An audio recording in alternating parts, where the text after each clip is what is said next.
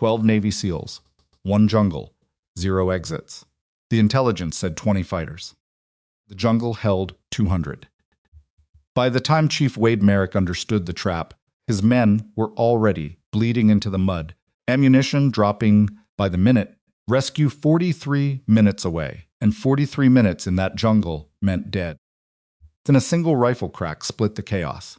One enemy commander dropped like a stone. Then another, then another. Nobody had called in fire support. Nobody had a shooter in that sector. Someone was out there. And when Chief Merrick keyed his radio and demanded identification, the voice that came back was quiet, almost bored and unmistakably female. This is the story of the woman nobody saw coming, and the day she saved 12 men who never should have survived. If this is your first time here, hit subscribe. Drop your city and country in the comments. I want to see how far this story travels. Now stay with me, because this is only the beginning. The briefing had been clean, too clean. Captain Derek Hauser had stood at the front of the TOC tent with a laser pointer, and the kind of confidence that comes from sitting behind a desk in a building with air conditioning, and he'd told 12 of the most capable men in the United States military that the target package was simple. A militia cell, estimated 20 to 30 fighters. Light weapons, no anti-armor, no coordinated command structure. Kind of Operation SEAL Team 7 had rehearsed 100 times in training and executed dozens of times in the field. Get in, confirm the weapons cache, tag it for air, get out. Hauser had said. The hard part's already been done. Intel's solid. Chief Wade Merrick had stood in the back of that tent with his arms crossed and said nothing. He'd learned long ago that the moment someone told him intel was solid, it meant the person saying it had never been shot at. Glanced sideways at his point man. Petty Officer, First Class Darnell Torch, Washington. And Torch had given him the same look, the flat, expressionless look that meant we're going to get shot at. They'd gone anyway, because that was the job. The jungle in that part of the world didn't ease you in. It hit you all at once, the heat, the noise, the smell of rot underneath every breath of air, the way the canopy swallowed light until noon felt like dusk. The team had inserted by Hilo 2 clicks west of the target area at 430, dropping into a small clearing that barely fit the bird, and by the time the rotors faded northeast, the 12 of them were already sweating through their kit. Stacked? Merrick set the pace. He always did. He was 41, which in SEAL years meant he had more scar tissues than most men. His age had birthday memories. His face was the kind of face that had been through weather, not handsome, not ugly, just hard in the way that stone gets hard when water runs over it long enough. He'd been on 17 combat deployments. He'd stopped counting the number of times he'd nearly died somewhere around deployment 9, because keeping track seemed like bad luck. He moved the team in a staggered file through the undergrowth, spacing them wide enough that a single burst of automatic fire couldn't cut through more than 2 men. Torch was on point 40 meters ahead. Senior Chief Alvaro Beto Reyes held the 6. The rest Pollard, Kim, Dawkins, Okonkwo, Hartley, Foss, Nakamura, Chen, and young specialist Travis Greer, who was on his 2nd deployment and still couldn't grow. A real beard filled the column between them. Nobody talked. They communicated in hand signals and the occasional click of a radio squelch, and even that felt like too much noise in the stillness. 612, Torch raised a fist. Everyone froze. Merrick moved up the column in a low crouch, keeping his body below the fern line until he was crouched beside Torch at the edge of a small ravine. He looked where Torch was pointing. A fighting position. Freshly dug. Sandbags, overhead cover, a cleared line of fire covering the eastern approach. Empty, but recently occupied. The soil around the entrance was still damp from digging, not yet dried by the morning heat. Merrick studied it for a long moment. Then he looked at the terrain ahead. 2 more positions partially concealed, on the high ground to the north, both covering the same approach they were on. He clicked his radio twice. Held position. Then he keyed his command channel. Actual, this is Kilo 7. We're 300 meters from the objective, and we're seeing paired fighting positions. Multiple. This doesn't match the package. The response came back after a pause that was slightly too long. Kilo 7. Actual. Acknowledge your observation. Current intel indicates light militia presence. Prepared positions may be legacy from prior occupation. Proceed to objective. Merrick stared at the radio for a second. Then he said, very carefully, say again, actual. You want us to proceed? Affirmative, Kilo 7. Proceed to objective and confirm the cache. He clicked off without responding. Looked at Torch. Torch made a small gesture, a slow tilt of his head that said, your call. Merrick hated it when the call was his. He also hated when it wasn't, because then people made the wrong one. He looked back at the fighting positions, counted angles, thought about the terrain between here and the objective, a ruined structure, old colonial-era stone, backed against a ridgeline that the briefing had called Kylo Ridge. He thought about the 20 to 30 figure. He thought about 3 prepared positions on a single axis of approach. 20 fighters don't build 3 defensive positions on one axis. That's layered defense. That's a trained unit. Tighten up, he said quietly. Weapons hot. We're going slow. They never made it to the objective. 220 meters from the ruined structure, the jungle opened up and swallowed them. The first burst came from the north. Then, before anyone could react, a second burst from the south. Then a third from the east, the direction they'd come from. Merrick hit the ground before the sound registered. Pure reflex, 16 years of muscle memory, overriding thought. He was already rolling left, identifying cover a fallen teak trunk, massive, 3 feet in diameter, before he consciously understood they were in a kill zone. Contact left, contact right, contact rear. 3 voices overlapping on the radio, the professional clipped urgency that combat-trained men use because the brain doesn't have bandwidth for sentences. Cover, cover, cover. Merrick was already moving, grabbing Greer by the drag handle on his plate carrier and physically throwing the younger man behind the teak log. Get behind something hard, Greer. Now! The jungle exploded. That was the only word for it. It simply exploded. Every direction at once. Tracer fire cutting orange lines through the early morning green, the distinctive heavy thump of a PKM machine gun opening up from the north, and then a sound that made Merrick's blood go cold, the hollow thunk of an RPG launcher. RPG! RPG! Dawkins was screaming it before the round flew, and everyone dropped flat a half second before the warhead hit the tree to their left and turned it into a column of fire and splinters. The shock wave rolled over Merrick like a punch from the atmosphere itself. For a full 3 seconds, the world was just noise and pressure and the taste of dirt. Then training kicked back in and he was moving again. Sound off, he shouted. Sound off by name. They came back rapid fire. 11 voices, all 12 accounted for, which meant nobody was dead yet, which meant they had a chance. A small one. Beto, he called to his senior chief. Reyes materialized out of the smoke to his left, already low crawling, his M4 up and working. Yeah, count 'em. Reyes didn't ask count what. He started tracking muzzle flashes. For 15 seconds, he said, north 2 machine guns, at least 8 rifles. South 6, maybe 8. East paused. Right. East is a lot. How many is a lot? Like a lot, Chief. That was not good. Beto Reyes had been to places that normal human beings didn't come back from, and he didn't use the word a lot casually. Merrick keyed command. Actual, Kilo 7. We are in heavy contact. This is not a militia cell. Repeat, this is not a militia cell. We have prepared positions, crew-served weapons, coordinated fire from 3 axes. We need QRF and we need CAS right now. Silence for 2 seconds. Then Kilo 7 actual.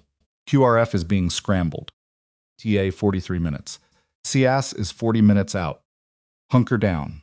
43 minutes. Merrick had done a lot of math under fire in his life. The math he was doing right now was ugly. They had maybe 12 to 15 minutes of effective suppression before ammunition started becoming a problem. The enemy had them surrounded on 3 sides, which meant there was a 4th side, the ridge, that was either a trap or an exit. If it was a trap, going that way killed them faster. If it was an exit, they might make 300 meters of open ground with a full military unit trying to cut them down from behind. Either way, 43 minutes was a long time. "We can't hold this," Torch said from his right. Not panicked. Just stating a fact the way you state that it's raining. "No," Merrick agreed. "Ridge? Maybe. Could be worse." It's always worse. Then the second RPG hit the teak log, and the world went white. And when Merrick's vision came back, Greer was 3 meters away on his back, stunned, bleeding from both ears. And there were men moving in the tree line, to the east, not militia spacing, not ragged militia fire, and maneuvering professional bounding, overwatch. 2 men holding while 2 men moved, clean and practiced and absolutely relentless. These are soldiers, trained soldiers. Who are they? He didn't have time to answer the question. "Push north!" he shouted. Toward the ridge, move by pairs, 2 and 2, go. The team began collapsing toward the ridge line under fire pairs of men suppressing while pairs moved, covering each other, losing ground slowly but maintaining cohesion.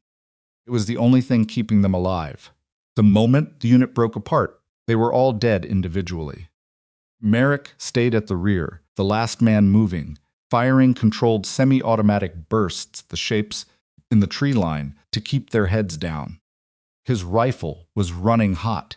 He could feel the heat radiating through his gloves. 38 minutes, he thought grimly. 38 minutes to become a statistic or a survivor. He didn't love either option.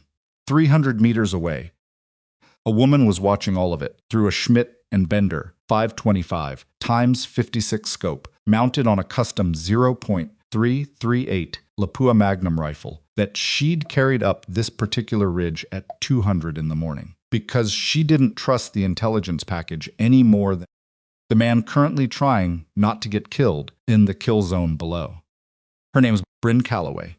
She was 29 years old, and she was lying in a hide site she'd constructed herself from materials available on the ridge, deadfall branches, earth, shredded vegetation that was so good even a trained eye would have had to step on her to find it.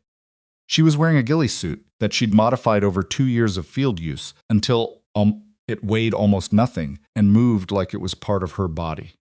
Her breathing was controlled. Her heart rate was lower than most people's at rest. She was watching 12 Americans about to die, and she was running a calculation.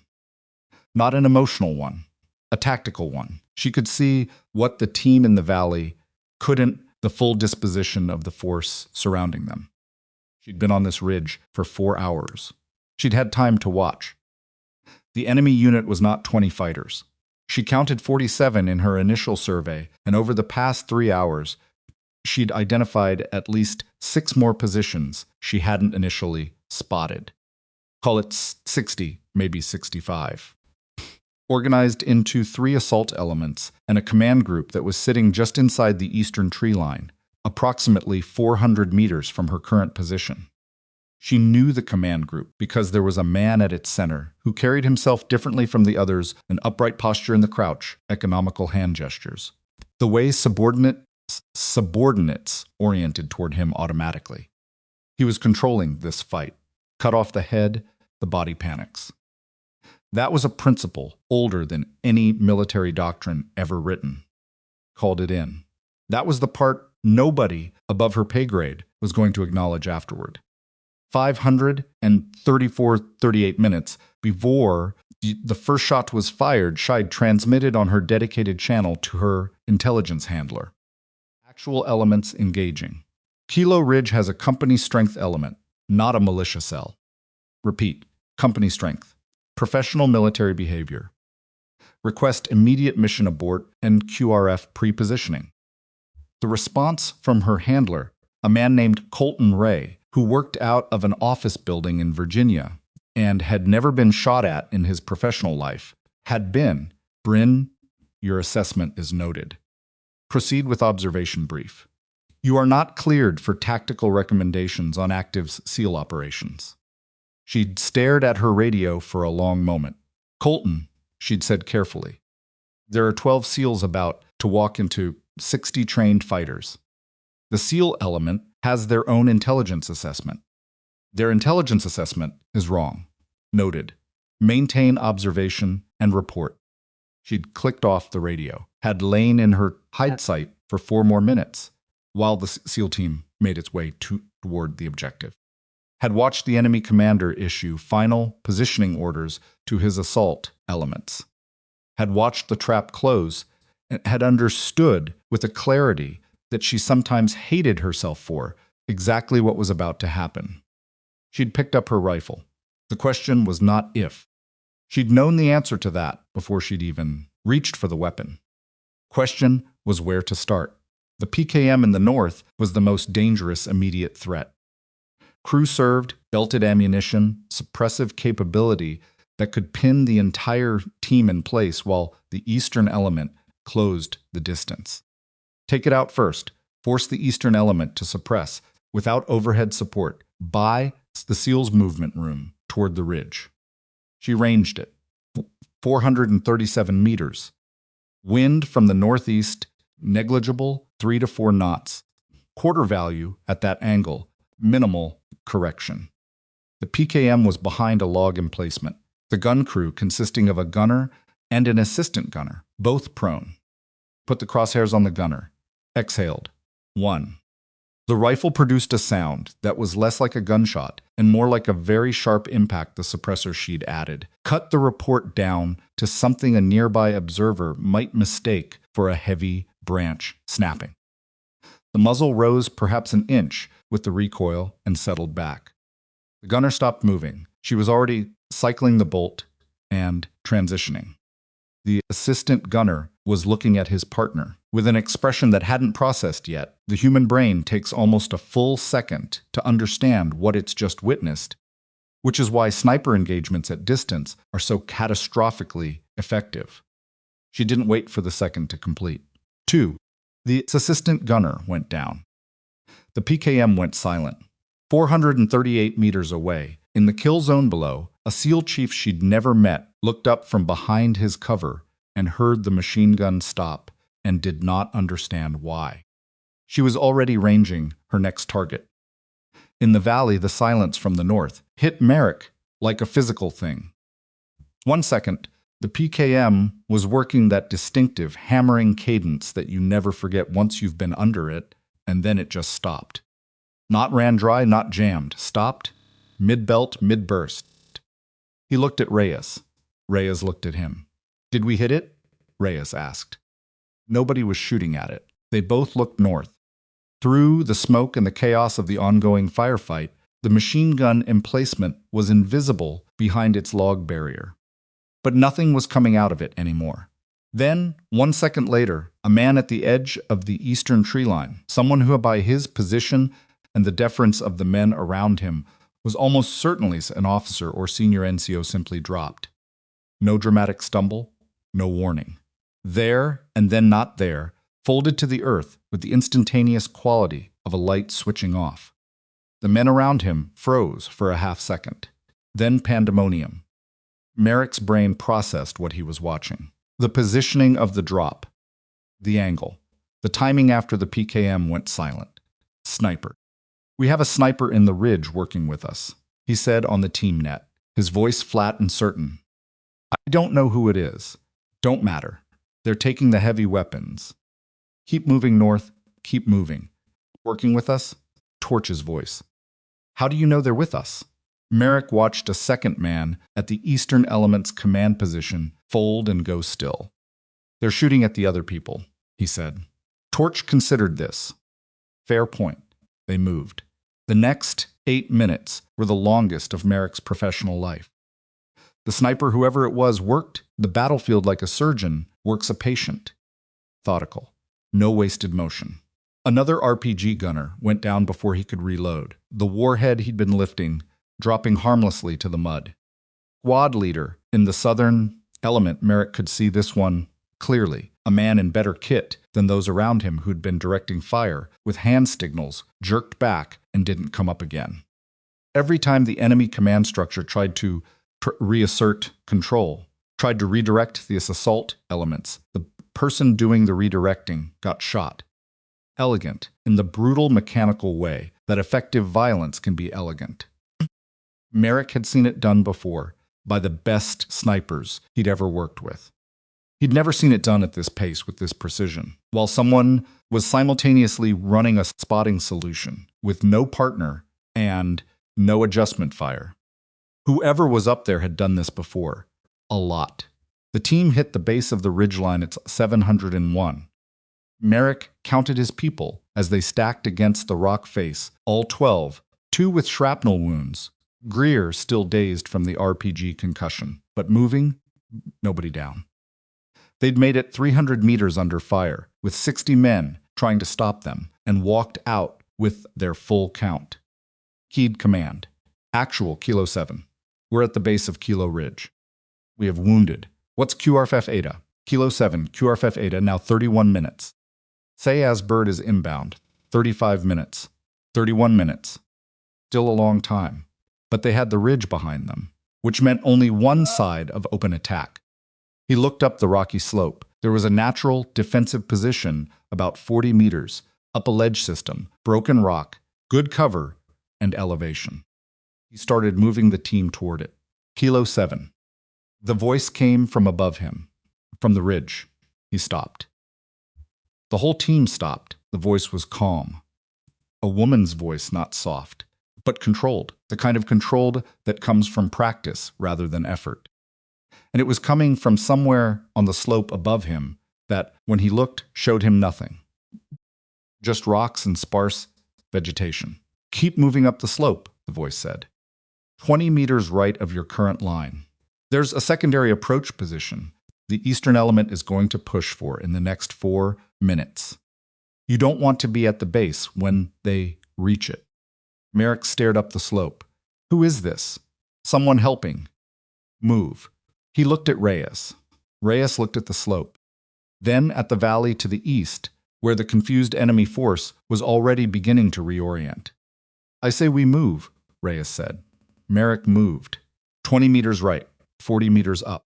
They found the ledge system better than he'd expected, almost like a natural fortification, deep enough to shelter 2 men prone with weapons trained downslope. Team spread into it, wounded in the center, shooters on the flanks.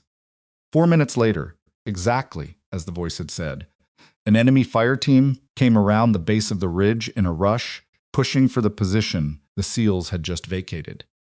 A single rifle shot from above dropped the lead man. The rest scattered. The voice came back on not the radio, just the air, close enough to carry without shouting. They'll probe for 2 minutes, then pull back and try to consolidate. You've got a window. Merrick found her. He almost didn't. She was that good. But he'd been searching for her for 6 minutes with professional-grade focus, and he finally picked up the irregular edge of her ghillie on a rock shelf, about 60 meters above his position. A shape that was almost organic, almost the rock itself. If the scope had not caught a single glint of glass when she shifted slightly, he might have looked past her 3 more times. She didn't look like what he expected. He wasn't sure what he'd expected, exactly.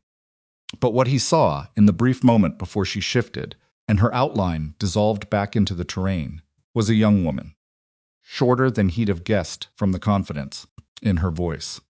Dark hair, and the kind of stillness that people either have or they don't, that no amount of training can manufacture if it isn't already there. He said nothing, watched her work. 2 minutes. The enemy force probed twice more, and twice more took precise fire from above. After the second probe, the push stopped. He could hear the reorganization commands, infusions in a language he didn't fully speak, the changing of positions, the sound of radio communication, and knew they were pivoting strategy. Direct assault had cost them too much. They'd go for suppression and encirclement next. 26 minutes. Chief. He looked up. She was moving down toward them. keeping the rock between herself and the valley. She moved fast for someone in a ghillie suit, on rocky terrain, not reckless, but efficient, like every foot placement had been decided before her boot left the previous rock. She settled into the defensive line beside him without ceremony or introduction, already scanning downslope with her rifle. Up close, he could see she was young, younger than he'd expected, given what she'd just done. Her face was focused in the particular way of someone running a continuous threat assessment, present in the moment, with every faculty committed. "Who are you?" he said. "Calloway." She didn't look at him. "Intel contractor, JSOC support. Currently operating well outside my job description." "How many of them did you just drop?" 11 confirmed. "Possibly 13. Couldn't get a clean look at the last 2. Absorbed that. In 8 minutes, 400 meters. Moving targets, variable conditions, no partner. 11 confirmed." "Command element," he said. "You took their commander. First priority. You disrupt command. You disrupt coordination." "It buys time." She paused. "They still have 2 or 3 people who know what they're doing. This isn't over. Who are they?" For the first time, she looked at him directly. Something passed through her eyes, not uncertainty exactly, more like the careful assembly of a judgment. "The man I shot first, the one running the operation, from the Eastern Element. He had a radio handset with a frequency pattern I've seen before. Russian FSB comms architecture, adapted for deniability, but it's the same base protocol. A beat. His name is probably Viktor Lazarov. He's a former Spetsnaz colonel who went private about 7 years ago. He builds these contract units, professional fighters, solid training, tight operational security. If it's him, this wasn't random. This was planned for you specifically. For us, for something you were going to find in that cache." She turned back to the valley. "What was in the target package?" Command said weapons. "It wasn't weapons. You know that how?" She didn't answer for a moment. "Then, because Viktor Lazarov doesn't mobilize 60 trained men over weapons. He does it over information, documents, the kind of thing that matters to people with more money than ideology." Merrick looked at her for a long moment. The jungle below was quieter, now the artificial quiet of a force regrouping, gathering itself, preparing for the next move. 23 minutes. "You warned command," he said. It wasn't quite a question. "Twice. They sent us anyway." "Yes." He let that sit. Felt the weight of it settle into the other weights he'd been carrying for 17 deployments, the accumulating density of decisions made in comfortable places by people who would not be here when the math came due. "Greer," he said. "Sir." The young specialist's voice was steadier now, the concussion working itself out through time and adrenaline. "How's your eyes?" "Better." "Good. You're on my left. Don't shoot unless you have a clear." He looked at Calloway. "You should probably tell me what you know about Lazarov's doctrine. When he can't take a position direct, what does he do next?" She was quiet for half a second, processing whether to answer. Deciding. "He cuts the escape route," she said. "He'll hold the valley to pin you here and send a flanking element around the ridge. He'll want to take the high ground from the opposite side and trap you on the slope." "Time? 15 minutes, maybe 20. She glanced at the western approach, the long arm of the ridge running back toward the insertion point. "There's a choke point 400 meters west. If he gets a crew-served weapon into that choke point before your extract arrives, you lose the landing zone." Merrick did not enjoy the picture she was painting. "Can you stop it?" She looked at the western approach. Then back at the valley below, where the enemy force was still a live threat. Then at the 12 men behind him, 2 of them wounded, all of them running low on options. "One or the other," she said. "Not both." The quiet between them stretched for 3 seconds. "What are you thinking?" he asked. "I'm thinking," she said, "that I came to this ridge to observe. And that observation hasn't been going particularly well as a strategy." She checked her ammunition, did the calculation she was clearly doing behind her eyes. Whatever she found there, she didn't share it, just settled her jaw, and looked at the western approach with resignation that wasn't quite determination and wasn't quite sensation, but sat somewhere in the narrow territory between them. Merrick understood then that she was going to do something that her intelligence handler had expressly told her not to do. That was going to generate paperwork that would follow her for years, and that she was going to do it anyway. He'd served with people like that before. Not many. Few. Calloway, he said. Yeah, when this is over, I'm going to have a lot of questions. When this is over, she said, already moving toward the western approach, I'm going to have a lot of answers I'm not cleared to give. She moved along the ridge line, and the ghillie suit worked its quiet magic, and she was gone just in a regular shape against the rock. Then nothing, then the empty ridge and the sound of the jungle reassembling itself around her absence. Merrick watched the western approach for a long moment. Then he turned back to his team. Defensive position, he said. Stack tight. We hold the ledge until QRF. Torch, I need eyes on the eastern tree line. Beto, south approach. Everyone else conserves ammunition, short controlled bursts, identified targets only, nothing speculative. He paused. We have 23 minutes. And the woman? Reyes asked. She's working. Reyes nodded slowly. Who is she? Merrick thought about the 11 confirmed drops in 8 minutes.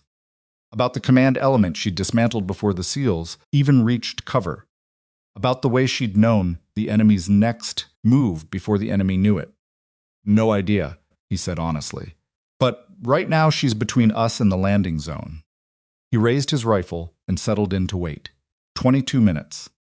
To the west, high on the ridge, a single rifle shot cracked through the jungle, quiet. Then another. Then silence. Then 60 seconds later, a third. Merrick exhaled. Whoever she was still working. That was enough, for now.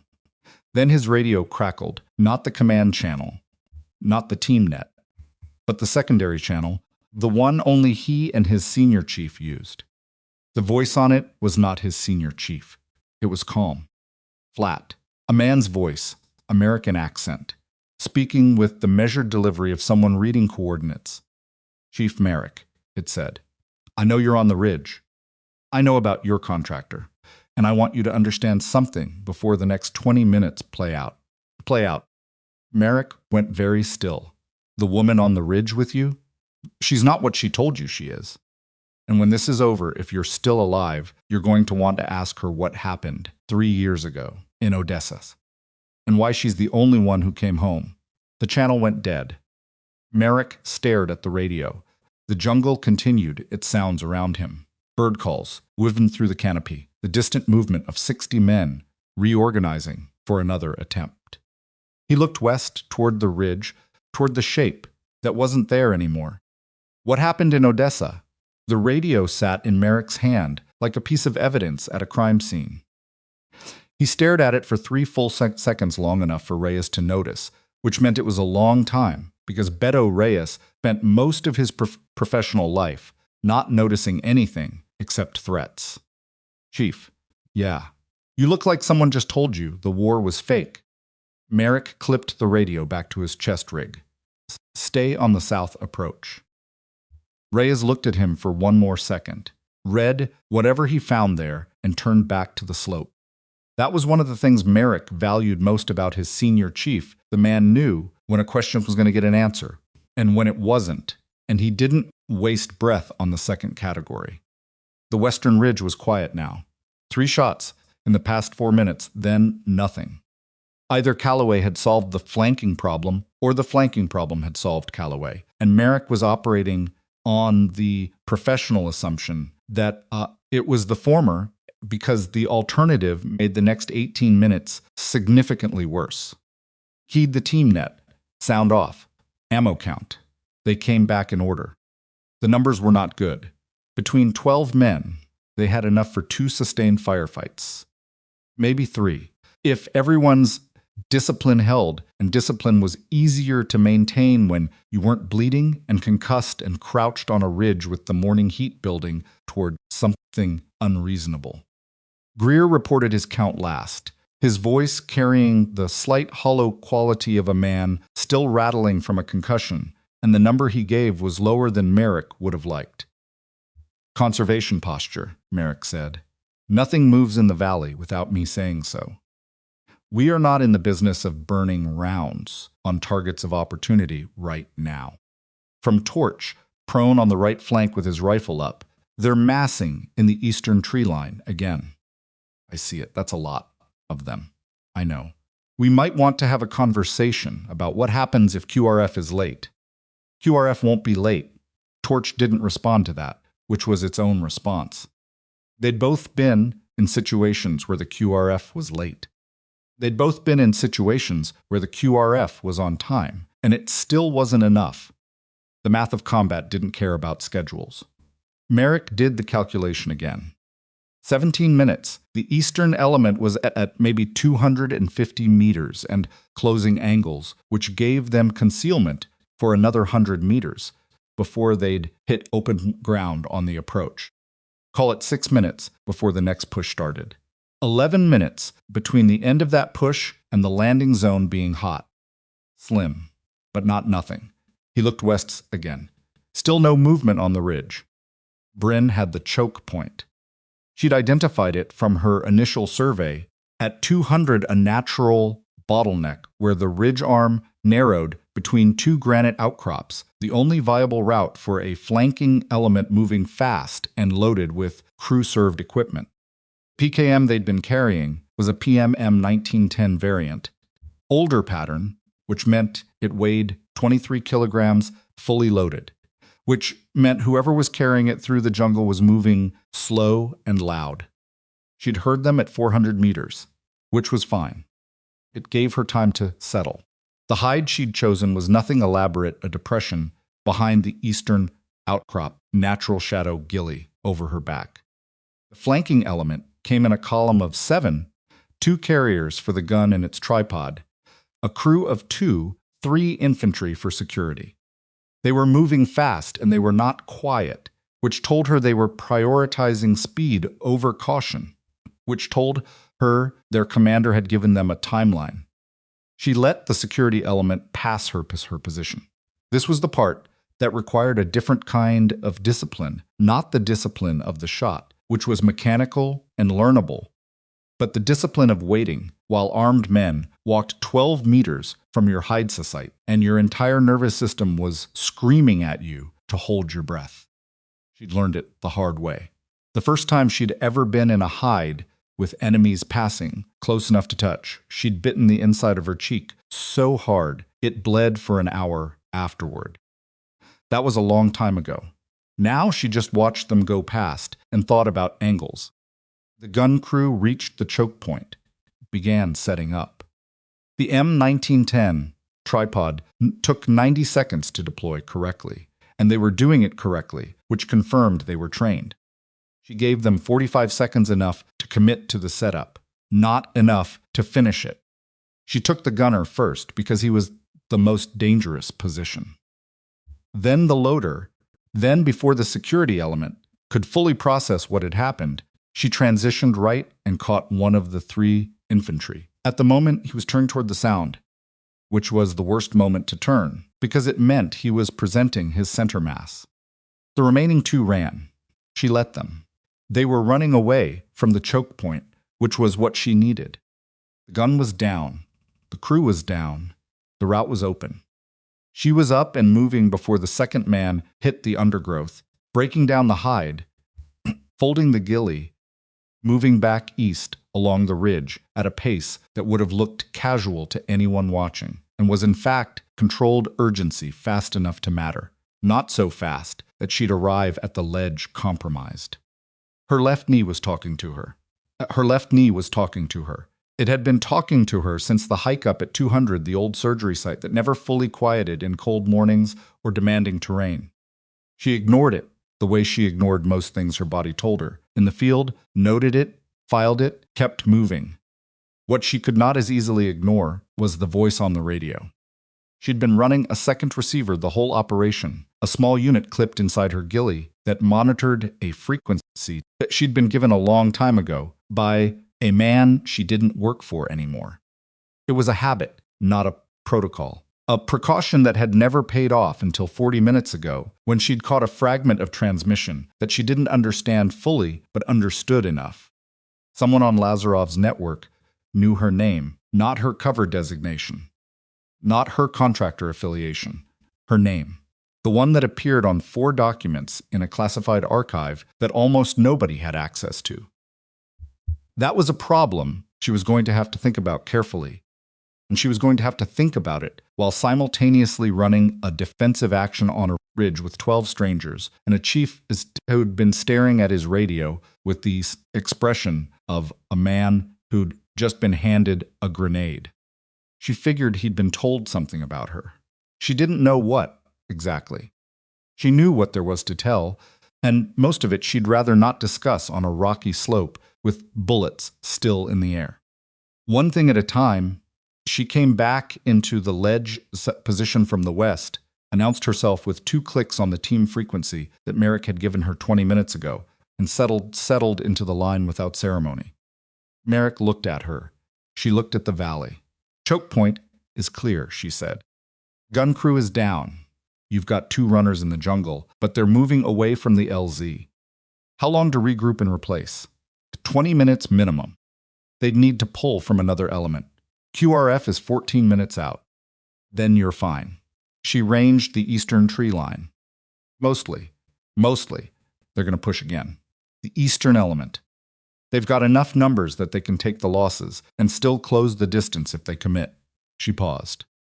They won't commit fully while there's an unknown shooter on the ridge. That's the piece your regular defense position doesn't give you. I'm keeping them uncertain about what they're up against. Merrick was quiet for a moment. Calloway. Yeah. Someone used my name on the secondary channel. Told me to ask you about Odessa. The valley below continued its sounds. She didn't move. Didn't change the angle of her rifle or the set of her jaw. But something in her went very still, a different quality of stillness than the professional kind. The kind that comes from the outside. This was internal. Something locking down. Lazarov, she said. You know him. I know who he is. That's not what I asked. A beat. 2. In the eastern tree line, movement the enemy element repositioning, trying to find a better angle. She tracked it without comment, just noted it, and continued tracking. I ran an operation out of Odessa 3 years ago, she said finally. I was part of a 4-person team, surveillance and intelligence gathering, on a weapons broker network.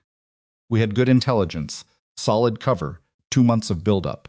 She exhaled once, short and controlled.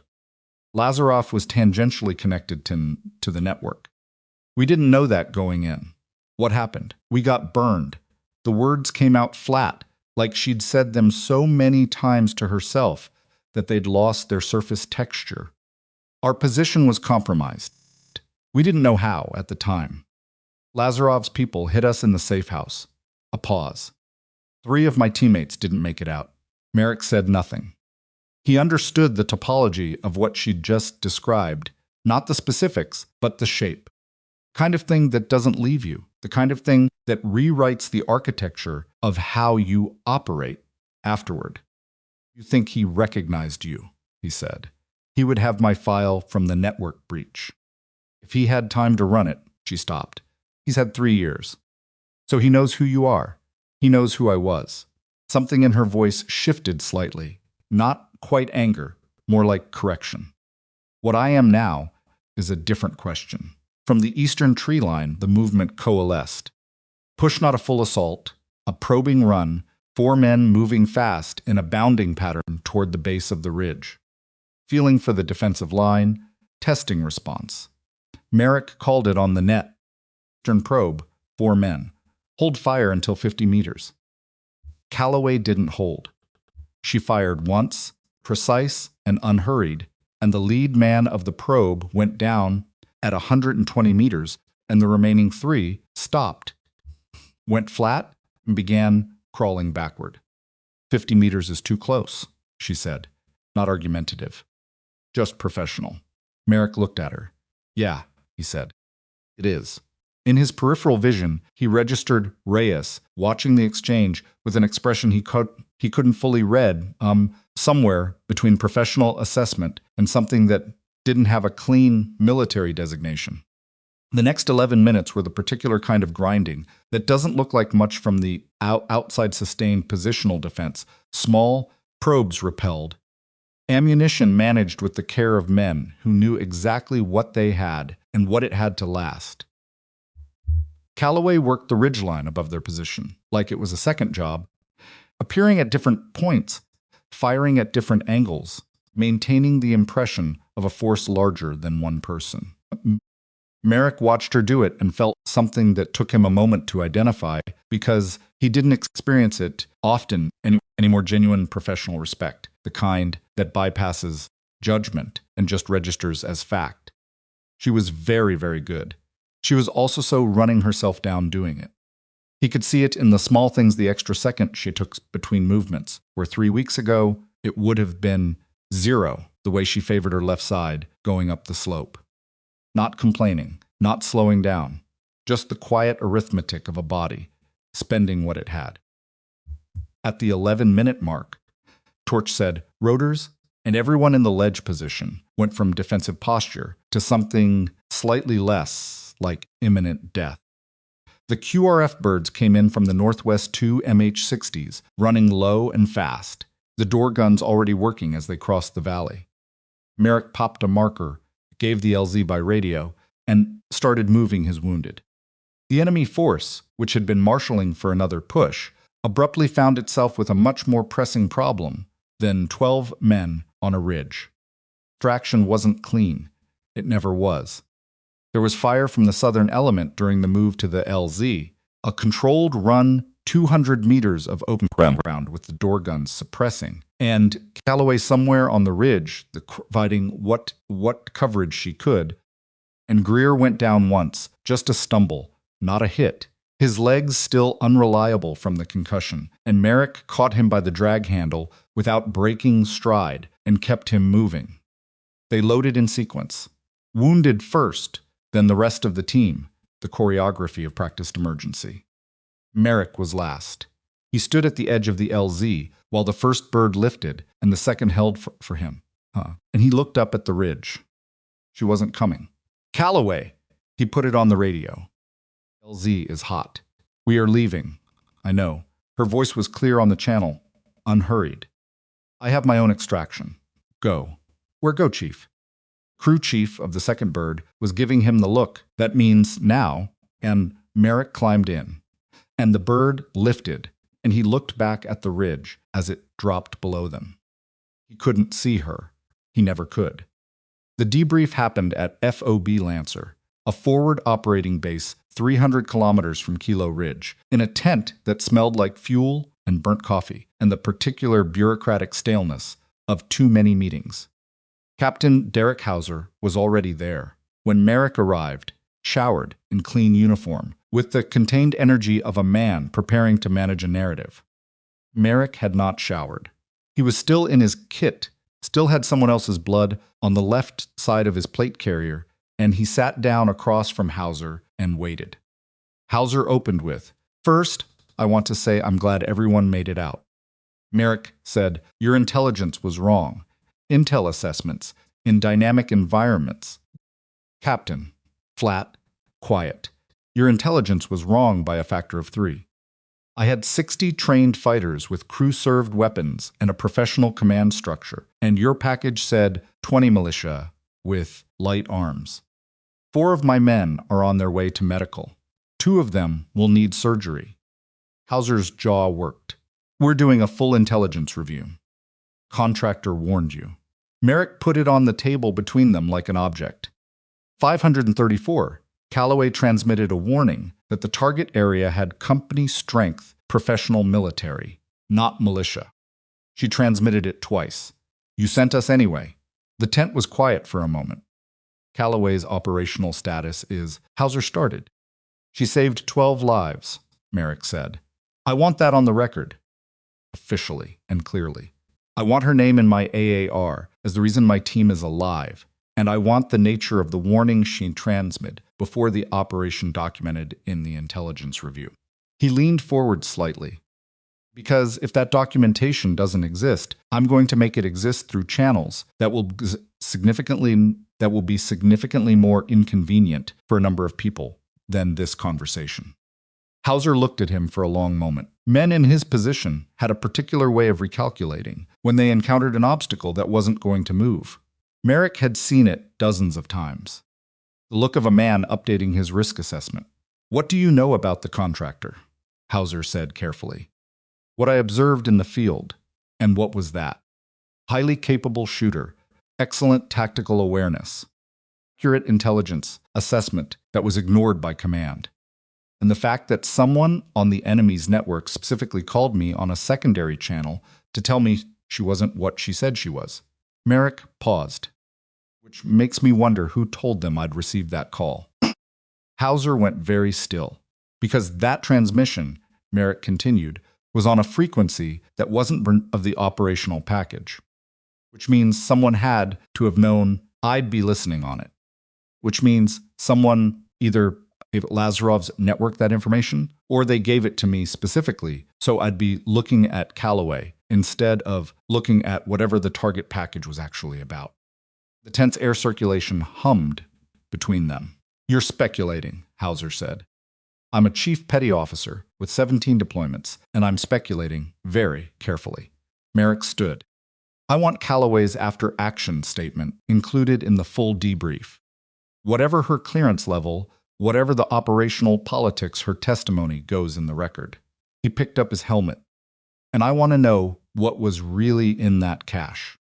He left Hauser with whatever he was going to do with that, which, based on the expression on the captain's face, was going to involve several phone calls to people above both their pay grades. The answer to Merrick's last question arrived, 47 minutes later, in the form of a woman he'd never met, who identified herself only as Ramsey and who had the kind of eyes that had stopped being surprised by things sometime during the previous decade.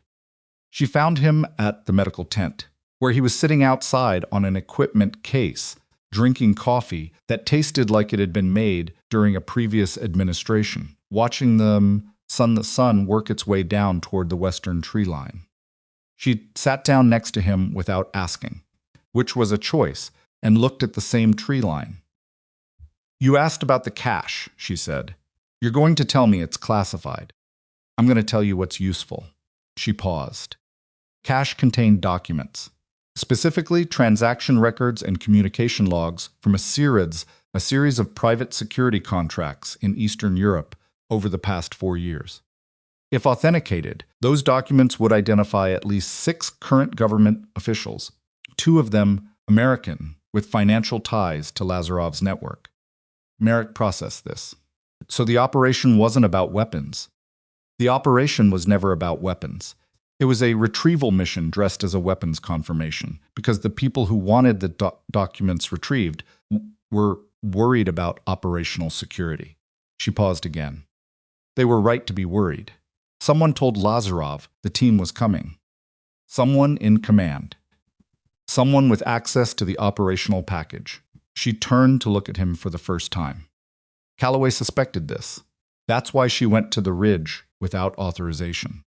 She didn't trust the mission architecture. And Odessa? Ramsey looked back at the tree line. 3 years ago, Calloway was running a surveillance operation that got burned. She believed at the time it was a security failure. Someone talked. Someone was sloppy, the kind of thing that happens. She was the only survivor, and she blamed herself. A beat. She was wrong. The operation was burned deliberately by someone inside the same intelligence apparatus she was working for. Someone who wanted Lazarov's network to stay operational. Same someone. We believe so. The coffee in Merrick's cup had gone cold. He drank it anyway. Where is she now? In transit. She'll surface when she chooses to surface. Ramsey stood. Chief Merrick. The people who sent you into that valley without accurate intelligence are not finished with this situation. Lazarov survived. The documents were recovered by your QRF, which means there are people who need them not to be authenticated. And Calloway, who was the only person alive with a complete operational picture of what happened both in Odessa and on Kilo Ridge, is currently running without institutional support. He looked up at her. Why are you telling me this? Because in approximately 48 hours, someone is going to come to you and tell you that Calloway is a liability, that her actions on the ridge were unauthorized, that she compromised the operation, that her psychological status following Odessa makes her unreliable. She held his eyes. And I want you to remember this conversation when they do. She left the way she'd arrived, no ceremony, just absence. Merrick sat with the cold coffee and the sound of the medical tent behind him and thought about a woman on a ridge who'd saved 12 lives and was currently somewhere in the jungle with no institutional soul support, and a man who knew her name. He thought about what Hauser's face had done when he mentioned the secondary channel transmission. He thought about Odessa and 3 people who hadn't come home and 1 who had. And he thought about the thing Calloway had said in the last seconds before the extraction. Not the words, but the tone beneath them. The specific quality of someone who had decided something and was implementing the decision and wasn't interested in discussing it. He'd heard that tone before. In the mirror, mostly. In 12 hours, he'd be required to submit his official after-action report. In that report, he would be expected to document the engagement, the casualties, the intelligence failure, and the role of the contracted support element by which his chain of command meant he should write it in a way that distributed blame appropriately and protected the people who needed protecting. He turned his cup over and let the last of the cold coffee drain into the dirt. He was going to write exactly what happened. Every detail. Calloway's name, her warning, her actions, her timeline. The secondary channel transmission. Hauser's response. All of it, clearly and without interpretation, in the flat factual language of a man who understood that facts were the only armor that held up over time. Whatever came next, whatever the people above his pay grade decided to do with a woman who'd saved 12 men and broken about 14 protocols doing it, at least the record would say what was true. He stood, stretched his back, where it had been arguing with him since the RPG concussion, and to write it. 300 kilometers away, on a road that didn't appear on most maps, a single vehicle moved through the late afternoon shadow of a jungle that was still and green and gave nothing away. Bryn Calloway drove with her left hand and held her satellite phone with her right, and she was listening to a voicemail that had been left on a number only 4 people in the world had. The voice on it belonged to a man she'd last spoken to 2 years ago, a man she'd trusted completely. A man whose name had appeared in a fragment of transmission she'd intercepted on Lazarov's network frequency 40 minutes into the Kilo Ridge operation. His voice on the voicemail was calm, almost apologetic. Bryn, it said, we need to talk. I know what you found on the ridge. I know what you think it means. Before you do something that can't be undone, call me back. A pause. There are things about Odessa you don't know yet. Things I should have told you a long time ago. The road unspooled ahead of her through the fading light. She put the phone on the seat beside her. She did not call back. The voicemail played 3 times before she put the phone face down on the passenger seat. Not because she needed to hear it again. She'd absorbed it completely on the first pass, every word, every pause, the specific quality of the silence at the end before the connection cut. She played it twice more because she was trying to read what wasn't there. The thing underneath the calm, the shape of what a man sounds like when he's telling part of the truth and holding the rest back with both hands. Marcus Vale had been her handler for 4 years before Odessa. Before that, he'd been the person who recruited her out of a civilian forensic analysis program when she was 23 years old and running ballistic trajectory calculations for a county sheriff's department that didn't know what to do with someone who could. The math in her head faster than the software ran it. He'd recognized what she was before she'd fully understood it herself, which was either a gift or the beginning of a long manipulation. And she still hadn't fully resolved which one. There are things about Odessa you don't know yet. She knew what she knew. 3 people dead. A safe house burned. An operation that should have been airtight, dissolving in 30 minutes because someone had given Lazarov's peoples the address, the timing, and enough detail about the team's protocols that they'd been waiting rather than searching. What she'd believed for 3 years was that it was a security breach inside the network they'd been investigating. That someone in the weapons brokerage had better intelligence capabilities than the assessment credited. That it was, in the brutal taxonomy of field operations, a failure of information that nobody had engineered on purpose. The fragment she'd intercepted on Kilo Ridge had been 11 words.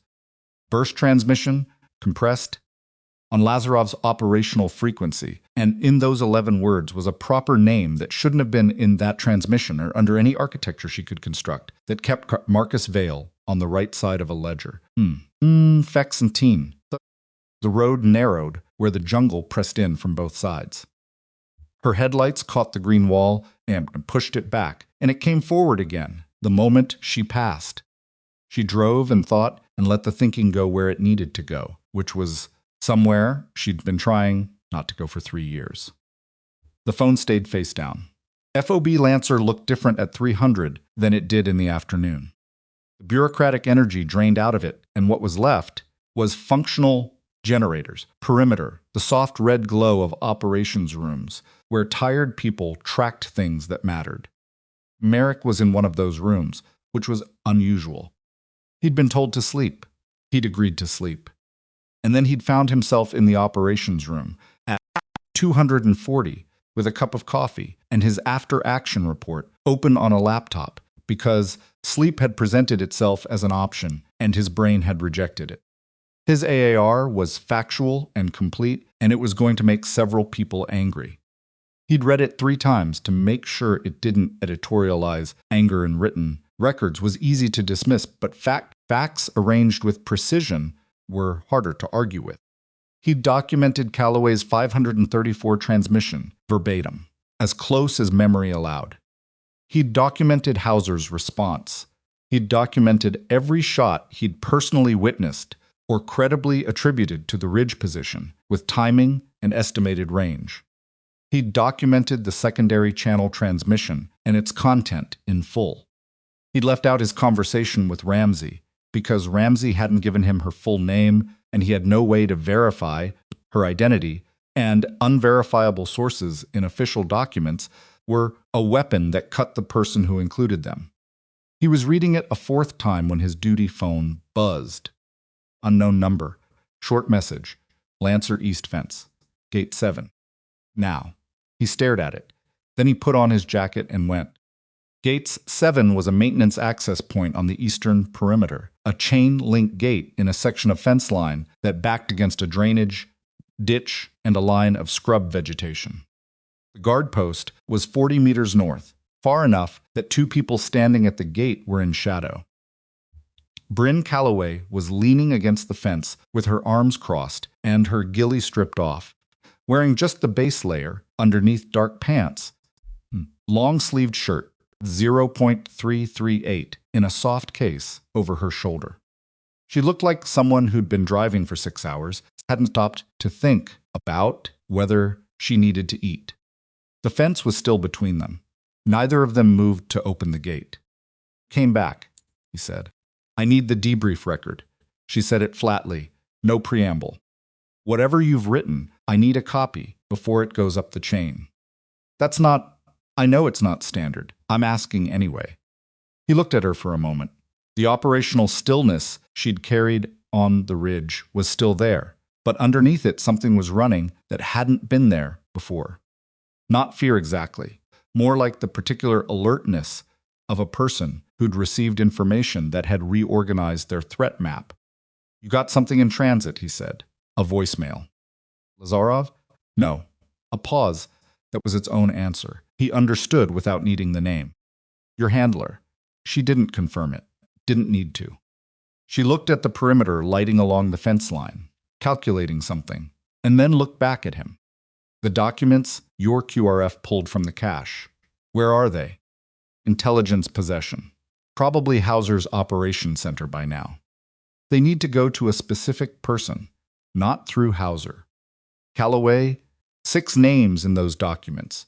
Her voice stayed level, but the level itself had dropped, become more precise, the way a person sounds when they're choosing words with full awareness of weight. 2 American officials. I know who one of them is. I've known for 3 years and I couldn't prove it because the chain of evidence ran through a burned operation and a dead team. She stopped. The documents change that, but only if they reach someone who isn't connected to the people who need them to disappear. The drainage ditch behind her made its small sounds. Somewhere inside the FOB, a vehicle engine turned over and idled. How do you know one of the names? He said. The silence that followed was not evasion. It was the silence of someone deciding how much of a locked room to open. Because the person who sold my team's location in Odessa was the same person who approved the financial structure the documents track. She said it like she'd said it to herself 100 times in private and had never said it out loud before. And I have been carrying that around for 3 years without the piece of paper that makes it real to anyone other than me. Merrick stood with that for a moment. Gate 7's hinges were slightly rusted at the top, the kind of detail you notice when your brain is running a parallel process while the foreground handles the conversation. Give me 4 hours, he said. I don't have 4 hours. Whoever tipped Lazaroff about Kilo Ridge knows I was there. They know I'm in the region. And they know what I know, which means... I know what it means. He cut her off, not unkindly. 4 hours. I'm not saying wait. I'm saying give me 4 hours to move the document question through a channel I control. After that, whatever you're doing it with that handled. She studied him. He'd noticed she did this, ran assessments on people with the same systematic approach she applied to terrain. Not untrusting exactly. More like unwilling to accept impressions as data. Why? She said. Because the record I'm building is incomplete without your statement. And because you saved 12 people yesterday, and the institutional response to that is already being assembled in a way that won't reflect that fact. He paused. And because whoever's on the other end of that voicemail knows you're alone and is betting that alone means manageable. Something shifted in her face. Not softening exactly, more like recalibration. 4 hours, she said. There's a rest facility on the south end of the compound. Unofficial. They won't log you in. He unclipped his access card and pushed it under the fence gate. Don't talk to Hauser. Don't talk to anyone from J2. If someone approaches you before I get back, you were never on Kilo Ridge. Picked up the card, looked at it, then at him. You don't know me, she said. It wasn't accusatory. Just precise. No, he agreed, but I know what I saw on that ridge. And I know what the man on the secondary channel wanted me to think about what I saw. He held her eyes. That's enough for 4 hours. She pocketed the card and was gone into the compound's interior shadow before he'd finished turning back toward the operations room. The facility that Lazarov's remaining network was using was a legitimate commercial building. This was the part that consistently impressed and disgusted people who encountered it for the first time, the degree to which serious operational infrastructure could hide inside things that looked completely ordinary. It was a processing warehouse for agricultural equipment parts, 40 kilometers from FOB Lancer, surrounded by other processing facilities in an industrial zone that nobody looked at twice. Lazarov was on the 3rd floor, in a room that had been an equipment storage space and was now a functional operations center. He was sitting with his hands flat on a folding table, and he was looking at a satellite image of Kilo Ridge, and he was thinking about the woman who'd been on it. He'd known her name for 3 years. He'd known the name before Odessa. Actually, she'd appeared in network intelligence as a theoretical concern. A young analyst with an unusual capability set who'd been flagged by 2 separate sources as someone who might eventually become a problem. He'd taken the appropriate precautions, and the Odessa operation had been one of them. Not because she was the primary target she wasn't, but because the team she was running with was getting close to information that needed to stay hidden, and removing the team removed the proximity. He hadn't known at the time that she'd get out. He thought about that occasionally. The gap between the planning and the outcome. You prepared for the most probable result, and the world delivered a different one, and then you lived with the adjustment. She'd survived. She'd gone quiet afterward. He'd monitored her institutional footprint, and it had stayed small. She'd continued working, contracted to various intelligence support functions, never approaching the network directly, never surfacing as an immediate threat. He'd maintained a watch file on her and updated it quarterly, the same way you maintain watch files on any low-probability concern. And then she'd turned up on a ridge above an operation he'd spent 4 months building, and in 40 minutes, she'd taken apart something that should have been a closed case. He was, if he was being honest about it, impressed. He was also in a position that required resolution, because the documents his people hadn't been able to recover were now in American military custody, and Bryn Calloway was somewhere in the region with the partial picture that was close enough to the full picture to be dangerous. His phone rang. He looked at the number, then answered. "She hasn't called back," said the voice on the other end. "No," Lazarov said. "She won't. If she reaches the right people with what she has. She doesn't have enough. Not yet." He looked at the satellite image. The documents are the piece. Without them, she has her own memory of an operation that failed and a fragment of radio traffic that any competent lawyer dismantles in an hour. He paused. The documents need to not be authenticated. That's the priority. And Calloway? Calloway is a secondary problem, the kind that resolves itself if the primary problem is managed. He said it without inflection, which was how he said most things that were harder than they sounded. Focus on the documents. Who has access in Lancer's intelligence structure? The voice gave him a name. Lazarov wrote it down. Almost didn't make it. Merrick understood this at 614 the next morning when he walked into the Intelligence Operations Center to follow up on the chain of custody he'd requested and found that the document package had overnight to a handling level that removed it from the standard custody log, which meant it was still physically present somewhere in the FOB, but had been effectively removed from the documentation trail, which meant someone inside the FOB had done it. He stood in front of the custody log terminal and felt the specific cold clarity that came when a situation resolved from complicated to simple, not easier, just cleaner in its outlines.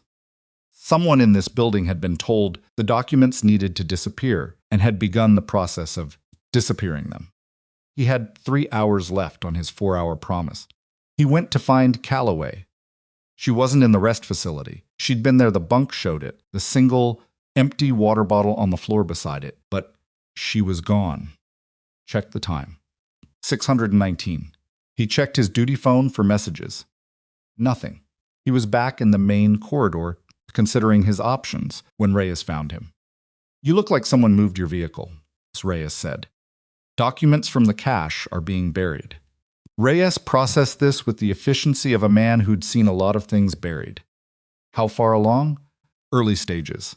But I don't know who's doing it, which means I don't know who to stop." "And the contractor?" "Gone from the rest facility." Reyes nodded slowly. "Then I may have seen her at 540, near the vehicle pool. And you didn't. She looked like she knew where she was going." "I don't stop people who look like they know where they're going. Bad policy in my experience." He paused. "She had a laptop bag that wasn't hers when she came in." Merrick looked at him. "I noticed things," Reyes said simply. What Bryn had done in the 3 hours while Merrick slept for 90 minutes and worked the operations room for the rest was methodical and quiet and technically exceeded her authorization by a margin that she'd stopped calculating after the first. 20 minutes, because the number was getting depressing. FOB Lancer's intelligence network was like most field installation networks, built for operational efficiency rather than internal security. The assumption embedded in its architecture was that the people inside the fence were trustworthy, which was the same assumption that had failed in Odessa and which she'd spent 3 years being angry about and was now spending approximately 40 minutes exploiting. She'd needed 2 things: a copy of the document package before it could be fully reclassified, and a transmission pathway to send it somewhere that wasn't inside the existing chain. She'd gotten the first by accessing the custody log at 440, before the reclassification was complete, using an access credential that she shouldn't have had and that a deceased colleague had issued her years ago, on the logic that field operatives should have redundant access to documentation systems. She'd gotten the sextant by using the satellite uplink terminal in the secondary communications room, which was unmanned between 400 and 600, and 600 because the watch rotation had a gap that nobody had bothered to close. She'd sent the package to 2 locations. One was a legal office in Washington, whose founding partner had worked national security cases for 30 years and had reviewed enough classified material to understand both what she was sending and why. The other was a journalist-specific, vetted, someone whose reporting she'd read carefully over 2 years with a cover note that made clear the material required authentication before publication and laid out in 4 precise paragraphs the authentication pathway. Then she'd cleared her tracks as thoroughly as the time allowed, which was not thoroughly enough if someone looked hard, but hard enough that the looking would take 12 to 18 hours. She was in the vehicle pool when she heard footsteps behind her and turned to find Merrick. He looked at her, at the laptop bag, at her face. "You moved the documents," he said. "I copied and transmitted them. The originals are still in custody." "To who?" she told him. "Both locations." He stood with that for a moment. She watched him run it through whatever filter he used for decisions that had large consequences and no clean options. "That's going to generate a response," he said. "Yes." "From the people who need the documents buried." "Yes." "Which means whoever's inside this phobie's assisting Lazarov's network is going to know within hours that the transmission happened." "Probably faster than that." She paused. "But the documents are out. They can bury the originals now, and it doesn't change anything. The chain of custody I sent with the package includes the provenance, where they were found, when, by whom. It's enough to begin authentication." He looked at her for a long time. Long enough that she became aware of the early morning quality of the light in the vehicle pool, the generator's hum, the smell of diesel and damp earth, in the particulars you notice your surroundings when you're waiting for a judgment. "You did this before I gave you an answer," he said. "You gave me 4 hours. I used 3. A beat. I didn't know if you'd be able to do what you said. Couldn't wait on a maybe. That's not—" He stopped, exhaled through his nose. "That's fair," he said instead, and the change in direction between those 2 points was interesting to her.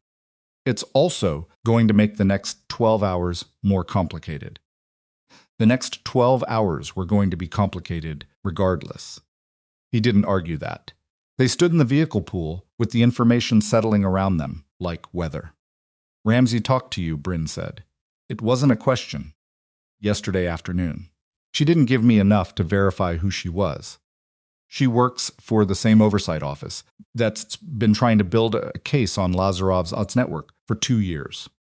She's been doing it quietly because every time the investigation gets traction, someone with access to the working file adjusts the access logs, and a piece of evidence gets misfiled." Bryn paused. "She's the person I sent the documents to. The legal office is hers." Merrick looked at her. "You knew her before yesterday." "I knew of her. We've never met." Something shifted in Bryn's expression, not quite wry, but adjacent to it. It's a small world when you're all looking at the same problem from different angles. "And the journalist?" "Insurance." She said it simply. "The legal pathway gets obstructed, the story still exists. They can't obstruct everything simultaneously." She paused. "That was the lesson I took from Odessa. They got everything simultaneously. I had no redundancy. I won't make that mistake again. The diesel smell thickened as a vehicle started up on the far end of the pool. Neither of them moved. Your handler, Merrick said. The voicemail. Her jaw tightened minutely. Not relevant right now. It's relevant to whether someone inside this FOB is getting information about your movements. Tightening became something else, the specific quality of a person encountering a logic that they've already run and don't like the output of. I don't know, she said quietly. I don't know if Marcus is... She stopped. Tried again. The transmission fragment I intercepted on the ridge. His name was in it. But fragments compress and context collapses in compression. It might not mean what it looks like it means. But you're not calling him back. No, because you think it might mean exactly what it looks like. She didn't answer, which was an answer. He'd seen that face before, not on her, but on people in the particular position of recalculating someone they'd trusted completely. The expression of someone whose internal map has developed a significant error and who hasn't yet decided whether to redraw it or keep navigating by the old version, because the old version is where all the landmarks are. He didn't push it. Some math you had to do in your own time. I need you to give a formal statement, he said. On record. Everything from the Kilo Ridge approach forward. Your 534 transmission, your positioning, your engagements, the fragment you intercepted. He paused. It goes in my AAR as a supporting document. Whatever happens to the cache documents, the Ridge record stays inside official military reporting channels, and it's harder to make disappear. Harder, she said. Not impossible. Nothing's impossible. Layers matter. She looked at him.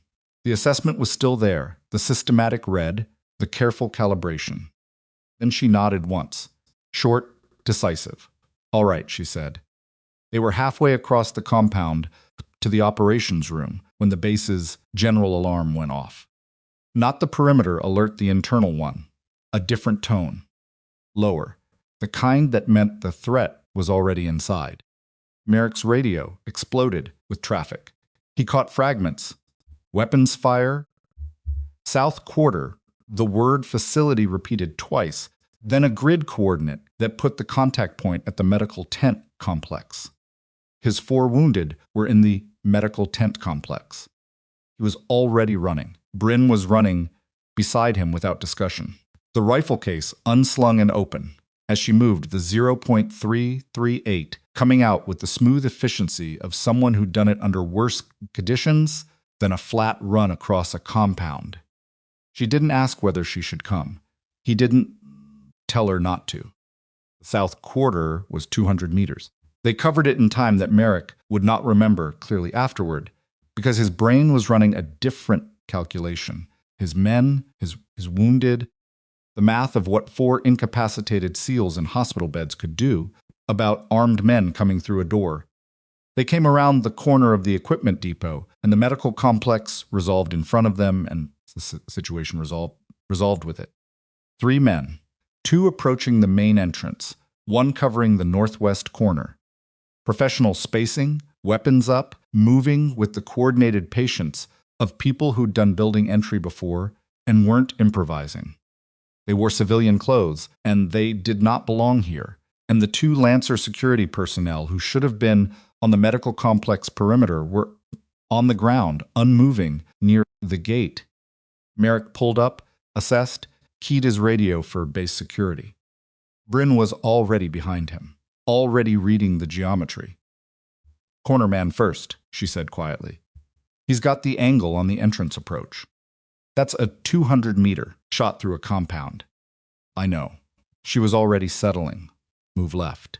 Draw the entrance pair's attention. I need 4 seconds. You need 4 seconds for a 200-meter shot through a compound.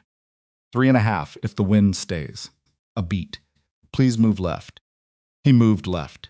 Exposed himself enough to be visible to the entrance pair, pulled back behind cover as the nearest man raised his weapon and fired twice controlled, professional into the wall where Merrick had been. Cornerman died at 212 meters. She cycled the bolt, transitioned, and the entrance pair had a half-second of understanding what had happened before she fired again. The nearer of the two went down. The second made a decision in that half-second that was the right decision. He ran, hard and fast, and without looking back, and was into the equipment depot shadow before either of them could reacquire. Compound security arrived 40 seconds later. Merrick was already at the medical tent entrance, checking his wounded, shaken. Greer on the floor, where he'd rolled off the cot by instinct. Pollard already up, despite his shrapnel wounds, with a bedpan in his hand that he'd apparently decided was a weapon, but alive. All four alive. He looked back at Bryn. She was breaking down her shooting position, moving before the security team could get a full look at what she'd been doing, because she understood, and he understood, that a civilian contractor with a suppressed 0.338 running unsanctioned operations inside a military phobie was a conversation that needed to happen in a specific order to go the right way. Their eyes met across the compound for 1 second. She gave him the smallest nod. Then she was gone around the east side of the equipment depot, disappearing the way she disappeared completely, as if the compound had swallowed her. The base security team swarmed the area. The runner was gone. 2 downed security personnel were alive, sedated, not killed, which was professional and chilling in the particular way that precision targeting of non-combatants is chilling. Whoever these people were, they'd wanted access, not noise. They'd wanted to go into that medical tent and leave it looking like the patients had died of their injuries. Merrick stood outside the tent while the medics checked his men a second time, and he thought about 3.5 seconds and 212 meters through a compound. He thought about the compound runners still loose somewhere beyond the fence. He thought about what Ramsey had said: the people who sent you into that valley are not finished with this situation. No, they were not. He pulled out his duty phone and started composing a message to an address he'd been given by a retired admiral 3 years ago and had never used, because the admiral had said, use this when the standard channels are the problem, and the standard channels were currently the problem. He typed for 90 seconds. Senate, put the phone away. Inside the medical tent, Pollard was arguing with a medic about whether his shrapnel wounds required him to stay in bed, which, based on the volume of the argument, they clearly did not, physically speaking. It's like sitting up on his cot. Greer was sitting up on his cot, looking at the door with an expression that had gone beyond concussion into something steadier. Chief Greer said when Merrick came in, "Yeah, the woman who was on the ridge." He said it carefully. Was she just out there? Merrick looked at the door, at the empty compound visible through the gap. Get some sleep, Greer. 2 of those guys are down, and the 3rd ran. And base security is acting like they're not sure what happened. A pause. She was out there, wasn't she? Merrick said nothing. Greer nodded slowly, processing something that was visibly recalibrating his understanding of the past 18 hours. Okay, he said. Okay. He lay back on the cot and looked at the tent ceiling. I want to buy that woman a drink when this is over. Get in line, Pollard said from the next cot, and winced as the medic pressed on his dressing. Merrick sat down in the chair between 2 cots and thought about the runner in the dark outside the fence and the voicemail that hadn't been answered, and a ridge where everything had almost ended differently. Somewhere outside the fire, Bryn Calloway was making decisions in the dark. She was making them alone because that was what she'd learned to do. And she was making them with the particular clarity of someone who had accepted that the institutional structure she'd operated inside for 7 years had a fracture running through it that she could now put a name to. And the name on the voicemail was Marcus Vale, and she still hadn't called back. She called Marcus Vale at 347. Not because she'd decided to trust him, because she'd decided that the most dangerous thing she could do right now was continue operating on incomplete information, and the only way to get the missing piece was to pick up the phone and give him the opportunity to lie to her face, which was more information than the voicemail had given her. She was in a drainage culvert 400 meters east of Faux B, Lancencer's perimeter, sitting with her back against the concrete curve and the rifle across her knees. And the night was last-blurred with insects and the distant sound of the base's heightened security response working itself out in radio chatter she could still partially monitor. Picked up on the second ring. "Bryn, talk," she said. Breath. "Then where are you?" Not relevant. "Talk." Another pause shorter, the pause of a man deciding something. "Fragment you intercepted on the ridge. My name." "Yes, I know what it looked like. Tell me what it was."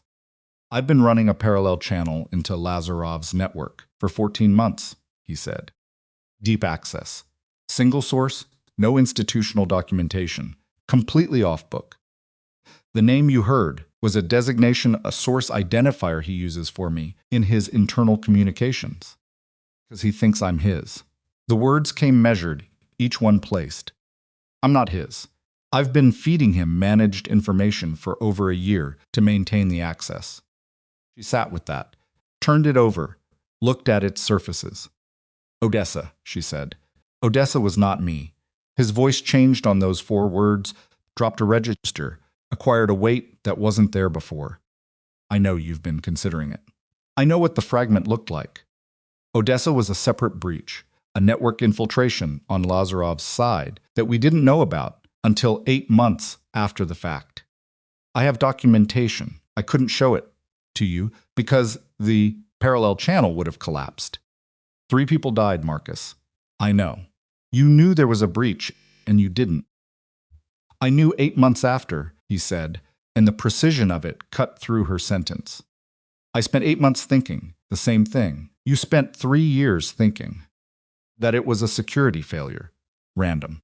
When I found the documentation of how Lazarov's network acquired your safe house location, He stopped. "It wasn't me. I need you to hear that clearly. It was someone inside the contracting structure above both of us. Someone whose name is in the documents you pulled from that cache." The insects continued their indifferent work around her. "Which name?" she said. He told her. She closed her eyes for 3 seconds. Not because it was a surprise somewhere in the part of her brain that had been running this problem for 3 years. It had always been a possible answer. But possible answers and confirmed answers lived in different parts of the body, and the confirmation landed in her chest with a specific gravity that took a moment to absorb. "He approved the Odessa mission," she said. "He designed it. The intelligence package, the target selection, the team composition. He needed that network investigated because he was using one of its subsidiaries as a financial conduit. He needed to know how close the investigation was to his connection. And when your team got close enough, Marcus stopped. He gave Lazarov the address. And you've had this for how long?" 7 months. The number sat between them on the line.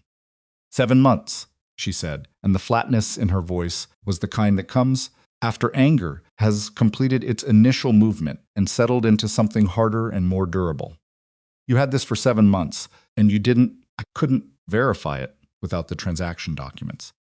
I had the architecture, the network map, the financial routing, but I didn't have the primary source documentation that would make it stand up. Without those documents, he buries it.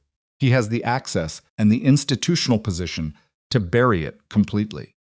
Marcus's voice was steady, but underneath the steady, she could hear the particular strain of a man who had been carrying something alone for a long time and was finally putting it down. The Kilo Ridge cache was the documents. That's why the operation was structured the way it was. Not a weapons, confirmation, a retrieval. Confirmation, a retrieval, except the people who authorized the retrieval didn't know that the man who controlled the authorization process was the same man the documents were going to implicate. "So he sent the team in," she said slowly, knowing Lazarov would be there, knowing what was in the cache, counting on Lazarov to destroy it and kill anyone who'd seen it. She thought about 12 men in a kill zone. about the gap in the intelligence package that had sent them there without preparation, about Captain Hauser's face when Merrick had mentioned the 534 warning she'd transmitted the specific quality of implementing, a man who'd received instructions and was implementing them and was trying not to think too hard about what the instructions meant. Hauser, she said. Hauser is an errand boy. He knows something is wrong with the mission package, and he's smart enough to not ask what. That's as far as it goes for him. Who else is inside Lancer? 1. Inside the intelligence structure. He's the one who reclassified the document package overnight. She thought about the runner who disappeared into the dark beyond the fence. About 2 security personnel sedated and left on the ground outside the medical tent. He's also the one who ran the insertion team tonight, she said. Silence on the line for 2 seconds. That wasn't sanctioned, Marcus said quietly. That was personal. The man on the inside contacted Lazarov directly, and Lazarov sent a cleanup crew. Because you're here, and the documents are already in transmission, and the window is closing. People in corners make most personal decisions. What's his name? Bryn? His name, Marcus. He gave it to her. A name she recognized. She'd seen it in the Phobie's personnel manifest when she'd been in the system in the J2 section. A counterintelligence analyst named Draper. She'd walked past his desk. He'd looked up briefly and gone back to his screen, and she hadn't thought twice about him. She thought about him now. I need you to come in, Marcus said. Not through Lancer. There's a field office in the city, 70 kilometers south. I can have Ramsey meet you there. She has federal law enforcement support, actual support, not institutional. What you sent her is enough to open an official proceeding. With your testimony and the documents, it's enough to minus. I'm not leaving, she said. A pause. Bryn. Draper is still inside Lancer. He ran a 3-man team into a military base and tried to kill 4 wounded men. Even if I walk south right now, he's still there. He has access to the communication logs. He can interfere with the document authentication. He can burn the chain of custody I built. She paused. And Lazarov is still 40 kilometers away. You cannot. I need Merrick, she said. Can Ramsey make contact through official channels? Fast and clean, documented, something that gives Merrick legal standing to act on Draper without it looking like 2 unauthorized operators running a rogue action. The silence on the other end was the silence of a man running a calculation that had several complicated variables. Give me 40 minutes, Marcus said. 30. She ended the call. Formal review convened at 900 in the FOB's primary briefing room, and it was not the kind of review that got convened by accident. Merrick had been summoned at 730 by a message from the base commander, a 1-star named Brigadier General Patricia Osei, who had been at Lancer for 6 months, and who Merrick had interacted with exactly twice, both times briefly and in large groups, and who had the reputation of someone who asked questions with her full attention and did not accept packaging as a substitute for content. He arrived to find 7 people in the room. Osei at the head of the table. Hauser at the far end, looking like he hadn't slept. A JAG officer.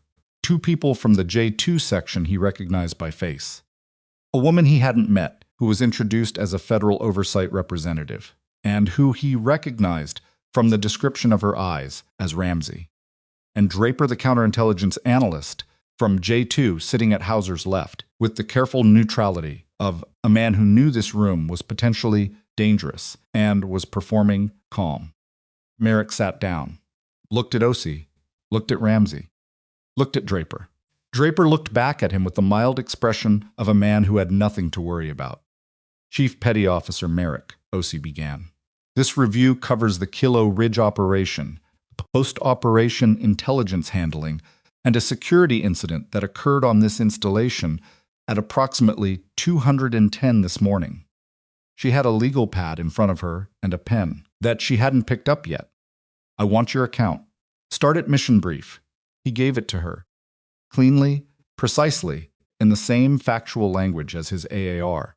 which he'd already submitted, and which was on the table in front of Osei in printed form.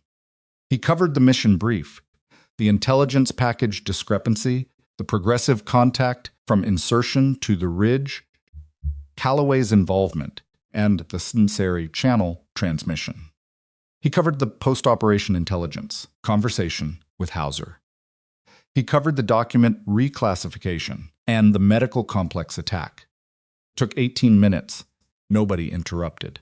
When he finished, Osei looked at Hauser. Captain. Hauser's jaw worked. The intelligence package was developed through standard channels. The discrepancy between the assessment and ground conditions is under review. Did you receive a warning transmission from the contractor element at 534 the morning of the operation? A beat that was slightly too long. I received an assessment from the contractor that differed from the primary intelligence package. Given the contractor's limited visibility, yes or no, Captain? Yes. Did you relay that warning to the operational commander? Another beat. I made a command judgment that the primary intelligence package was more reliable than a single-source contractor observation.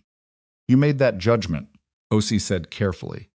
And 12 operators went into a contact situation that the primary intelligence package described as 20 light-armed militia, and that turned out to be 60-plus professional military with crew-served weapons. Hauser said nothing. Thank you. Osei made a note. She turned to the J2 representatives. The document package recovered from the Kilo Ridge cache. Who authorized the reclassification at... She checked her pad 238 this morning.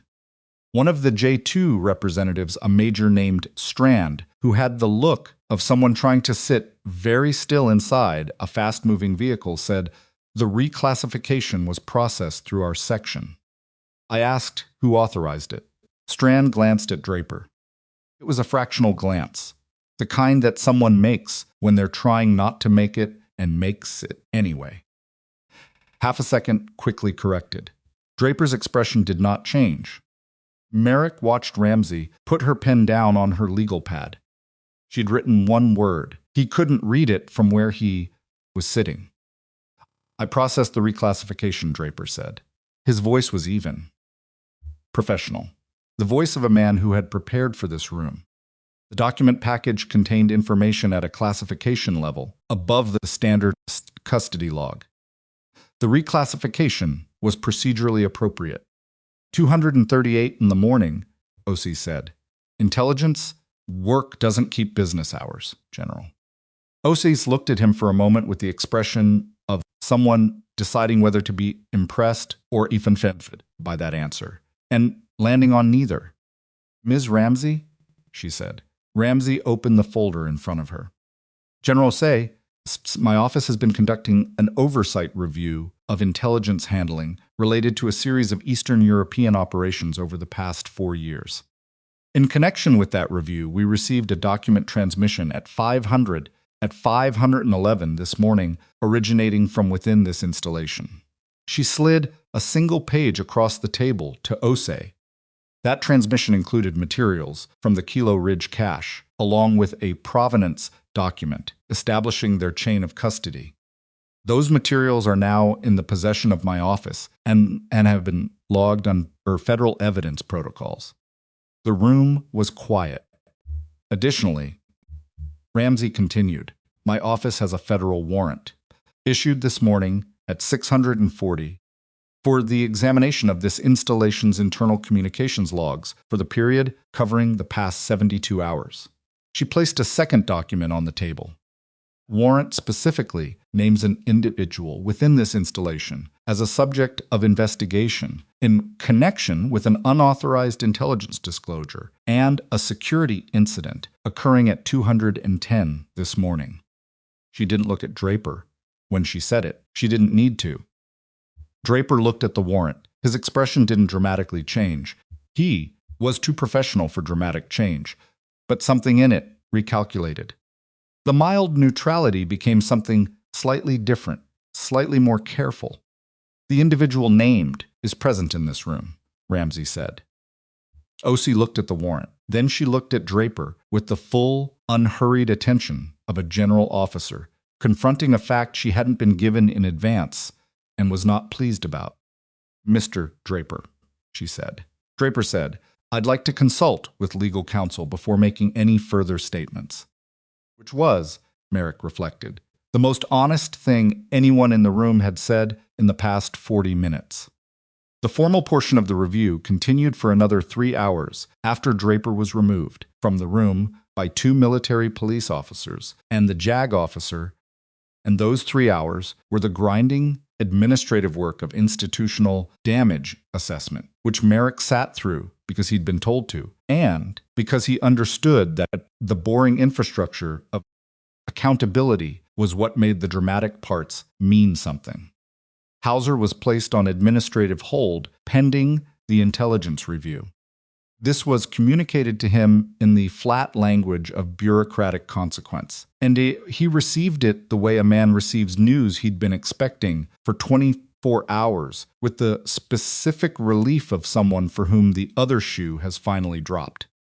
Merrick gave his formal statement to the JAG officer and signed it, and was done with the room by 1,230. He found Calloway in the operations center's secondary corridor, sitting on a bench outside an unmarked door with her rifle case at her feet and a paper cup of coffee in her hands that she was not drinking. She was looking at the middle distance with the focused vacancy of someone processing a large quantity of new information. He sat down beside her. "Draper's in custody," he said. "I know," Ramsey called. A pause. "Marcus is coming in. He'll be here by tonight. Your handler, former." She said it without inflection, but he caught the slight adjustment in her posture, not relaxing, exactly, more like something unclipping. "He has the parallel channel documentation. 14 months of managed intelligence from inside Lazarov's network. Going to be," she stopped. "It's a lot. And the name he gave you, the one in the documents." She looked at her coffee cup. The name had come up in the review. Ramsey had presented it as a subject of federal investigation without detailing the specifics. But Merrick had the operational picture, and the picture had a very specific shape. A deputy director of a contracting oversight body. A man with 17 years of institutional access, the kind that accumulates in the places where intelligence and financial structures overlap, kind that is almost invisible until someone with a transaction document and 4 years of network mapping puts it next to the right name. A man who had authorized the Odessa operation. "He's going to fight it," Bryn said. "He has the resources to fight it for a long time. These things don't resolve in a week. No. The people who worked for him, Draper, whoever else he has inside the system, they'll start managing the record the moment the legal process begins. What they do, that's what they're good at." She turned the cup in her hands. "I've been thinking about this for 3 years, and I still can't tell you it ends cleanly." "It doesn't usually," Merrick said. "No." A pause. "But the documents are out. Ramsey has them. Marcus has the network map. And She stopped again. Something moved across her face that he didn't have a clean name for. "I have my statement. What I saw in Odessa. What I observed on Kilo Ridge. What I intercepted." She looked up. "Testimony from the only survivor of the Odessa team. That has weight. It does. It also makes me a target for as long as the legal process runs. Could be years." That was already true. "The difference is, now there's a record." She looked at him sideways. "You're oddly okay with all of this for someone who came here to do a fairly contained operation." He almost smiled. 17 deployments. Contained operations are theoretical. The corridor was quiet between them. Somewhere deeper in the building, the administrative machinery of consequence was doing its slow work, statements being logged, warrants being processed, the paper architecture that turns field events into institutional reality. "Your men," she said, "the ones in medical. All 4 are going to be fine. Pollard's already arguing with everyone.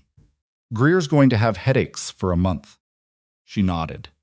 Something in the nod that was more than acknowledgement. He let it sit without naming it. "The debrief asked about you," he said. "Your role, Your authorization level. Hauser tried to frame the Ridge engagement as unauthorized civilian combat activity, which is technically accurate, which I documented as a contracted intelligence element providing critical support under exigent circumstances, which is also accurate and considerably less interesting to a Jaggi review board. He paused. Ramsey backed it. The oversight warrant covers your activities under the evidentiary umbrella of the federal investigation. It's not clean, but it's defensible. She absorbed this. That could have gone differently. It could have, if you'd written it the way Hauser wanted. Hauser wanted a lot of things. He looked at the wall across the corridor. Plain beige. The specific institutional beige of every military interior he'd ever spent time in. He didn't get most of them. The door at the end of the corridor opened, and Reyes appeared, spotted Merrick, and walked over. He looked at Bryn, then at Merrick, with the expression of a man who has been waiting for an introduction that keeps not happening. Beto Reyes, Merrick said. Senior Chief, my number 2. Bryn looked at Reyes. Reyes looked at Bryn. You're the one on the ridge, Reyes said. Yes. 11 confirmed. 13 final count. Reyes nodded once, the way he nodded when something confirmed what he'd already calculated. I was in Fallujah in 6. Best shooter in our element could manage 8 in a sustained engagement with a spotter and controlled conditions. He paused. How long have you been doing this? Long enough. Where'd you train? Formally? Nowhere you'd have heard of. Informally? She paused. My grandfather had a ranch in eastern Montana. He was a competitive long-range shooter. I started at 11. Something shifted in her expression, not soft, but real. The first thing he'd seen that wasn't operationally constructed. He used to say the rifle doesn't care who's holding it. Only the shooter cares. So, the only question worth asking is whether the shooter cares enough. Reyes considered this for a moment. Then, he sounds like a smart man. He was. A beat. He died 4 years ago, before Odessa. I'm glad he didn't see Odessa. The corridor held that for a moment. Reyes looked at Merrick. Ramsey's asking for the full team statement. She wants everyone who was on the ridge in the official record. Set it up for 1,500. Reyes went back through the door. Merrick looked at Calloway. She was looking at the space where Reyes had been with an expression that was doing something complicated and trying not to show it. He recognized the shape of it. He'd felt it himself years ago, the unfamiliar quality of being seen by people who weren't transactional about it. People who weren't managing you or assessing you or using you as a variable. Just seeing you. It was harder to receive than most people expected. The formal debrief, he said. The full review. It's going to ask you to go on record about your complete operational history.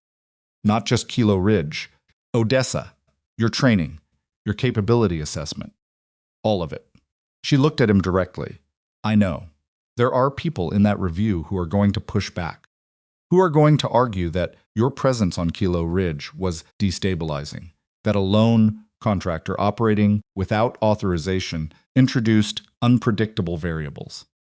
They're going to use that framing to deflect from the intelligence failure. They're not wrong that I introduced unpredictable variables. You also kept 12 people alive. I know. A pause. I can hold both those things. I'm less sure the review board can. Then we make sure they have to. He leaned forward, elbows on knees. I'm going to be in that room. So is Reyes. So is every man who is on that ridge and is physically capable of giving a statement. What we say about what you did is going to be in the record, whether the review board likes it or not. She looked at him for a long moment. The systematic read, the careful assessment. But underneath it, something that wasn't quite the same as before a fractional opening, like a window that's been shut for a long time, admitting a first draft of air. Why, she said. Second time she'd asked him that. Different weight on it this time. Because it's true, he said. And because you spent 3 years carrying Odessa alone when you didn't have to. And because he paused, choosing the next part carefully. Because the people who run this kind of operation count on people like you staying isolated. They count on the person who knows the most being the person nobody believes. Because she came in alone with no institutional backing and no team behind her. They built that isolation. They used it against you in Odessa, and they tried to use it again on Kilo Ridge. She didn't answer right away. It's not going to be clean, he said again. I told you that. But you're not doing the next part of this alone. Corridor hummed with its distant institutional sounds. Bryn Calloway looked at the middle distance, and then at her coffee cup, and then briefly at the ceiling, and Merrick saw something in her face go through a change that was not dramatic and not sudden but was definite, the particular change of a person setting down something very heavy that they've been carrying for so long they'd stopped noticing the weight. She said, "Finally, I need to visit someone before the 1500 debrief." Where? Cemetery, 40 minutes south. There are 3 people there I've been meaning to talk to for a long time. She paused. I keep not going, because I keep telling myself I'll go when it's over. When I have something to tell them that isn't. She stopped. I think I have something to tell them now. He understood what she meant. Not the specific words she'd say, but the shape of the errand, the kind of accounting you do with the dead that you can't do until you have something other than failure to bring them. 1500, he said. I'll hold it if you need 20 minutes. I won't need 20 minutes. She stood, picked up her rifle case. I've been rehearsing it for 3 years. It won't take long. Started down the corridor. Stopped after 4 steps without turning around. Merrick. Yeah, the man on the secondary channel. He said to ask you what happened in Odessa. A pause. He wanted you looking at me. He wanted you uncertain. Another pause. I'm going to tell you everything in the 1500 debrief. The full picture. I should have told you on the ridge. He thought about the radio, about the voice on the secondary channel and the calculation it had been designed to trigger. You were a little busy on the ridge, he said. Something in the set of her shoulders changed. Not quite a laugh, more like the ghost of one, acknowledged and released. She walked down the corridor and through the door at the end, and the door swung shut, and the corridor was quiet again. Merrick sat for a moment in the institutional beige silence and thought about a woman who'd built her entire operational existence around the premise that being alone was the only reliable strategy, and who had, in the past 36 hours, had that premise tested from every possible angle. He thought about the cemetery 40 minutes south, and 3 names on stone, and what she'd say to them. He thought about the debrief at 1500, and the review board, and the slow grinding institutional work of turning what had happened on Kilo Ridge into something the record would accurately reflect. And he thought about Lazarov, still out there, 40 kilometers, last known position. A network damaged but not destroyed. A man who'd been building this particular architecture for years and who would not stop because his local operation had failed. The work wasn't finished, but the isolation was. He stood, picked up his cover, and went to find his team. The cemetery was small and civilian and had nothing to do with the military, which was one of the reasons she'd chosen it when she'd arranged the burials 3 years ago. Dominic Farrell, Yusuf Okafor, and Cass Wheeler had all been private people doing work that didn't officially exist, and putting them in a military cemetery with their operational affiliation carved into stone had felt like one final institutional claim on people who'd given the institution enough already. So they were here instead, in a quiet municipal ground 40 minutes south of Lancer, in a section shaded by 3 old rain trees that dropped their small leaves in a slow continuous fall, regardless of the season. The stones were plain. Names, dates, nothing else. She'd paid for them herself because there was no official budget line for personnel who didn't officially operate. She parked at the gate and walked in. The morning was overcast, the light flat and diffused, which was fine. She'd never understood the impulse to want sunshine for this kind of errand. The flat light felt honest. She stood in front of the 3 stones for a long moment without speaking. The leaves came down around her in their small, unhurried way, and the insects made adjacent neighborhood. And somewhere in the adjacent neighborhood, a dog barked twice and went quiet. Dominic had been the team lead. 43, former ranger, had a daughter in Portland who was probably 11 years old now and who Bryn had sent anonymous birthday cards to for 3 years because Dominic had mentioned once on a surveillance night in the 2nd month of the Odessa buildup that his daughter collected pressed flowers, and he always forgot to send her things from wherever he was. He'd said it the way people say things they're embarrassed about, quickly and quietly, and moved on. She'd remembered it. Yusuf had been the technical specialist. 38, meticulous and funny, and in the specific way of very precise people who use humor as a release-it valve for the pressure of caring too much about accuracy. He'd had opinions about coffee that she had found genuinely ridiculous, and that she now would give a significant amount to hear him defend one more time. Cass had been 26, youngest. Bryn had been 26 herself when they'd run Odessa, which meant they'd been the same age, which was a fact she'd thought about more times than she could count. She stood with her hands at her sides and looked at the 3 stones and said, out loud, to the flat, quiet morning, I found him. The leaves came down. I found the name. It's in the record now. It's not over. The legal side of it is going to take a long time, and it's going to be ugly, and I don't know how it ends. But his name is in the record, and the documentation is in federal custody, and there are people who are not connected to him who are going to pursue it. She paused. I wanted you to know that before She stopped. Try it again, before anything else happens. I wanted it said out loud. Here. The dog in the neighborhood barked again. A wind moved through the rain trees, and the small leaves shifted and resettled. She thought about what else to say, and found that most of it didn't organize itself into sentences. It was just weight years of accumulated weight, the kind that doesn't leave when you put it down but changes character, becomes something you carried rather than something carrying you. Stood with it for another minute, not trying to resolve it, just letting it be present in the flat morning light. I met some people, she said finally. A team. I don't know yet what that means exactly. But I wanted to tell you. A pause. I think you'd have liked them. Dom, you would have argued with the chief for about 20 minutes and then decided you were right about each other. Yusuf, there's a senior chief named Reyes who has your same problem with imprecision. He counts everything. Twice, she paused. Cass, I don't have anything specific for you. I think about your age a lot. What you would have been by now. Stop talking. The morning held the silence without difficulty. After another minute, she straightened, squared her shoulders the way she did when she was closing a position and preparing to move, and said, I'll come back when there's more to report.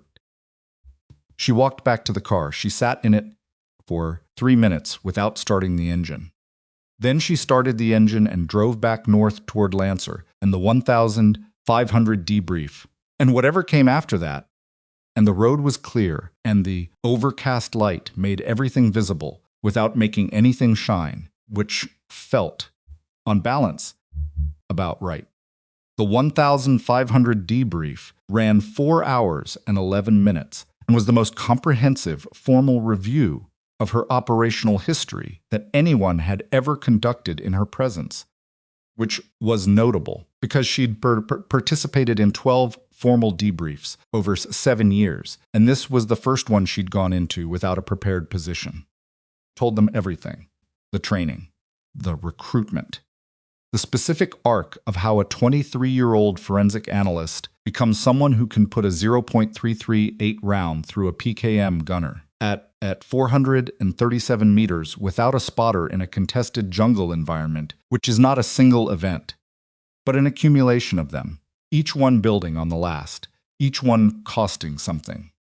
She told them about the Odessa mission from the beginning, the buildup, the target network, the intelligence architecture, the specific vulnerabilities she'd identified and reported, and that had been assessed as acceptable risks. She told them about the night the safe house burned.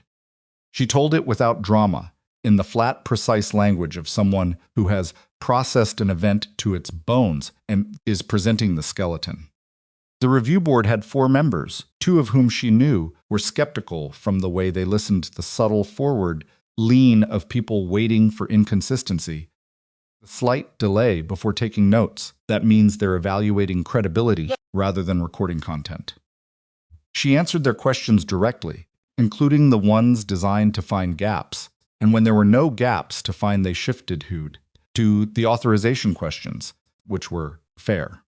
You operated in an active combat environment without military authorization, said a colonel named Breck, who was the most formally skeptical of the 4.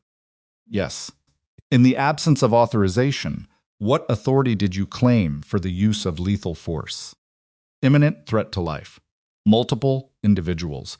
No authorized force available within the time constraints. She looked at him directly.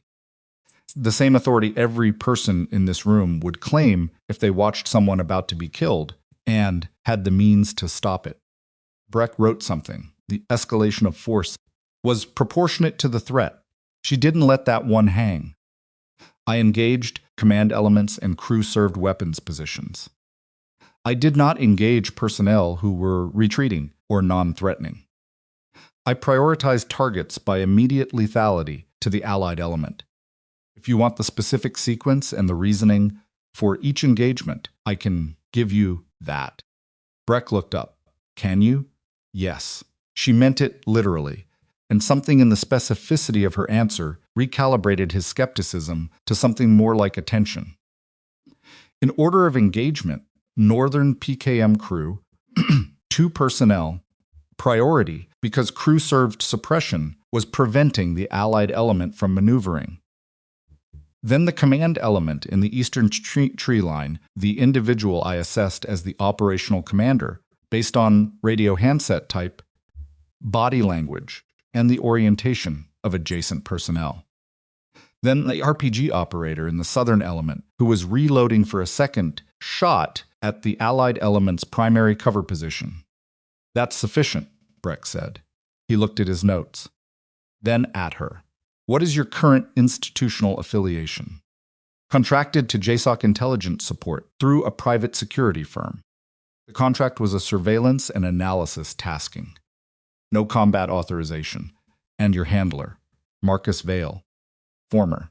He'll be in this building by 1900 tonight, with a full documentation package from a parallel channel access he's maintained in Lazarov's network for 14 months. I'd recommend scheduling a separate debrief for his material. It's substantive, and it's going to require time. She watched Ramsey, sitting at the table's edge as an observer, make a note. Merrick was in the room. So was Reyes. Torch Washington was there with his arm in a soft brace from a shrapnel wound that hadn't been serious enough to evacuate, but was serious enough to be annoying. Greer was there, the remnant concussion making him slightly careful about bright lights but otherwise present and fully verbal. And she noticed, watching her with the kind of focused attention that young people bring to encounters that are reorganizing their understanding of what's possible. When Breck asked the team members to characterize her role in the Kilo Ridge engagement, Merrick spoke first.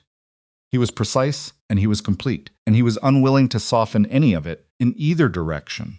He described what she'd done and when and under what conditions, and he described what the outcome would have been in the absence of her intervention, and he did it in the same flat, factual tone he used for everything, which made it, paradoxically, more convincing than any amount of emphasis would have. Reyes confirmed the engagement count. Torch confirmed the timeline. Greer, when it was his turn, said she pulled the RPG operator before he could reload. I was behind the log that was his target. That's all I have to add. Breck looked at the table for a moment after that. Then he made a note. The review board's preliminary findings were issued at 1,930 which was faster than Merrick had expected, which told him that OC had communicated something to the board about timeline expectations that he wasn't privy to. Findings were 6 pages.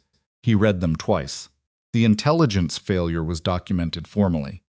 The discrepancy between the mission package and ground conditions. Hauser's receipt of Calloway's 534-4 warning and his decision not to act on it. The document reclassification and Draper's role. The medical complex attack. All of it in the flat institutional language that meant it would exist in the record for as long as the record existed. Calloway's engagement on Kylo Ridge. Calloway's engagement on Kylo Ridge was characterized as an unauthorized use of force in defense of Allied personnel under exigent circumstances, which was the review board's version of saying she'd been right, and they weren't sure what to do with that administratively. The preliminary findings recommended a formal review of her contractor status and operational authorizations, which was the institutional equivalent of, we need to figure out what category to put you in, because the category you're in doesn't fit what you did. Draper had been transported to federal custody at 1,100. The charges were being assembled by Ramsey's office in coordination with JAG. And the list was long enough that Merrick didn't read it completely on first pass. The deputy director, the name Marcus Vale, had given Bryn in the drainage culvert at 347. The name in the transaction documents. The name attached to the Odessa authorization was placed on administrative leave pending investigation at 1,745. This was announced internally, which meant that by 1,800 it was the most discussed thing in 3 different intelligence community circles, and by 1,900 it was the subject of a very careful call between the director of the oversight body and 2 members of a Senate committee who had been waiting for exactly this kind of leverage for 2 years. Merrick read about the administrative leave in a message from Ramsey and felt something that was not satisfaction. Exactly satisfaction implied a clean resolution, and this was not going to be clean, but was something. Beginning of accounting. The first visible consequence in a chain that had been consequence-free for long enough that some people had started believing it always would be. He went to find Calloway. She was in the east courtyard, sitting on a concrete step outside the operations building, with her back against the wall and her face turned up toward the sky, which had gone dark while the debrief was running. No rifle case, no kit. Just her, in the civilian clothes she'd changed into after the formal session, a dark jacket over a gray shirt, looking up at a sky that was mostly cloud with one clear band in the northwest where a handful of stars had found a gap. He sat down beside her. She said, without looking down, administrative leave. You heard, Ramsey called. A pause. It's not enough. No, but it's the beginning. Men like him don't go quietly. He'll spend everything he has on the legal defense. And he has a lot. It'll take years. Probably. People will leak things. Try to muddy the record. There'll be a period where every document gets contested and every witness gets characterized. She said it without bitterness, just the flat assessment of someone who understands the terrain. I've watched it happen to smaller cases. It's going to be worse with this one. You're going to have to testify, he said. I know. Multiple times. Probably in forums that aren't friendly. I know that too. She finally lowered her face from the sky and looked at her hands, which were resting on her knees. They were, he noticed, completely still. 3 years ago, if someone had told me I'd be sitting here with a federal case open and the name in the record, I'd have... She stopped. I don't know what I'd have done. Probably not believed it. A pause. Dominic had a saying. He used it whenever an operation was taking longer than planned and people were getting frustrated. He'd say, slow accountability is still accountability. Statues don't move, but gravity still gets them eventually. She paused. I used to think it was something he'd made up. I looked it up once. I don't think he made it up, but I can't find where it's from. Sounds right either way. Yeah, the cloud band shifted slightly, and the stars in the gap multiplied. She watched it happen. Marcus arrived, she said. He's in the building. They're doing a preliminary session with him tonight and the full debrief tomorrow. She paused. He brought everything. 14 months of documentation, contact records, managed intelligence logs, the network map, a pause. He also brought the authentication of the Odessa breach. The specific channel Lazarov's network used to acquire the safe house location and the authorization pathway that ran it. Merrick waited. It's him, she said, the deputy director. Unambiguous. Marcus has the primary source documentation. It's always him. The stars in the gap held steady. How are you doing with that? He said. She thought about the question with genuine attention, which he'd noticed was how she approached most questions, not reaching for the available answer, but looking for the accurate one.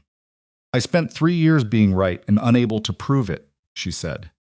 And there's a version of me that thought being proven right would feel like something significant, like a weightlifting. She turned the thing over.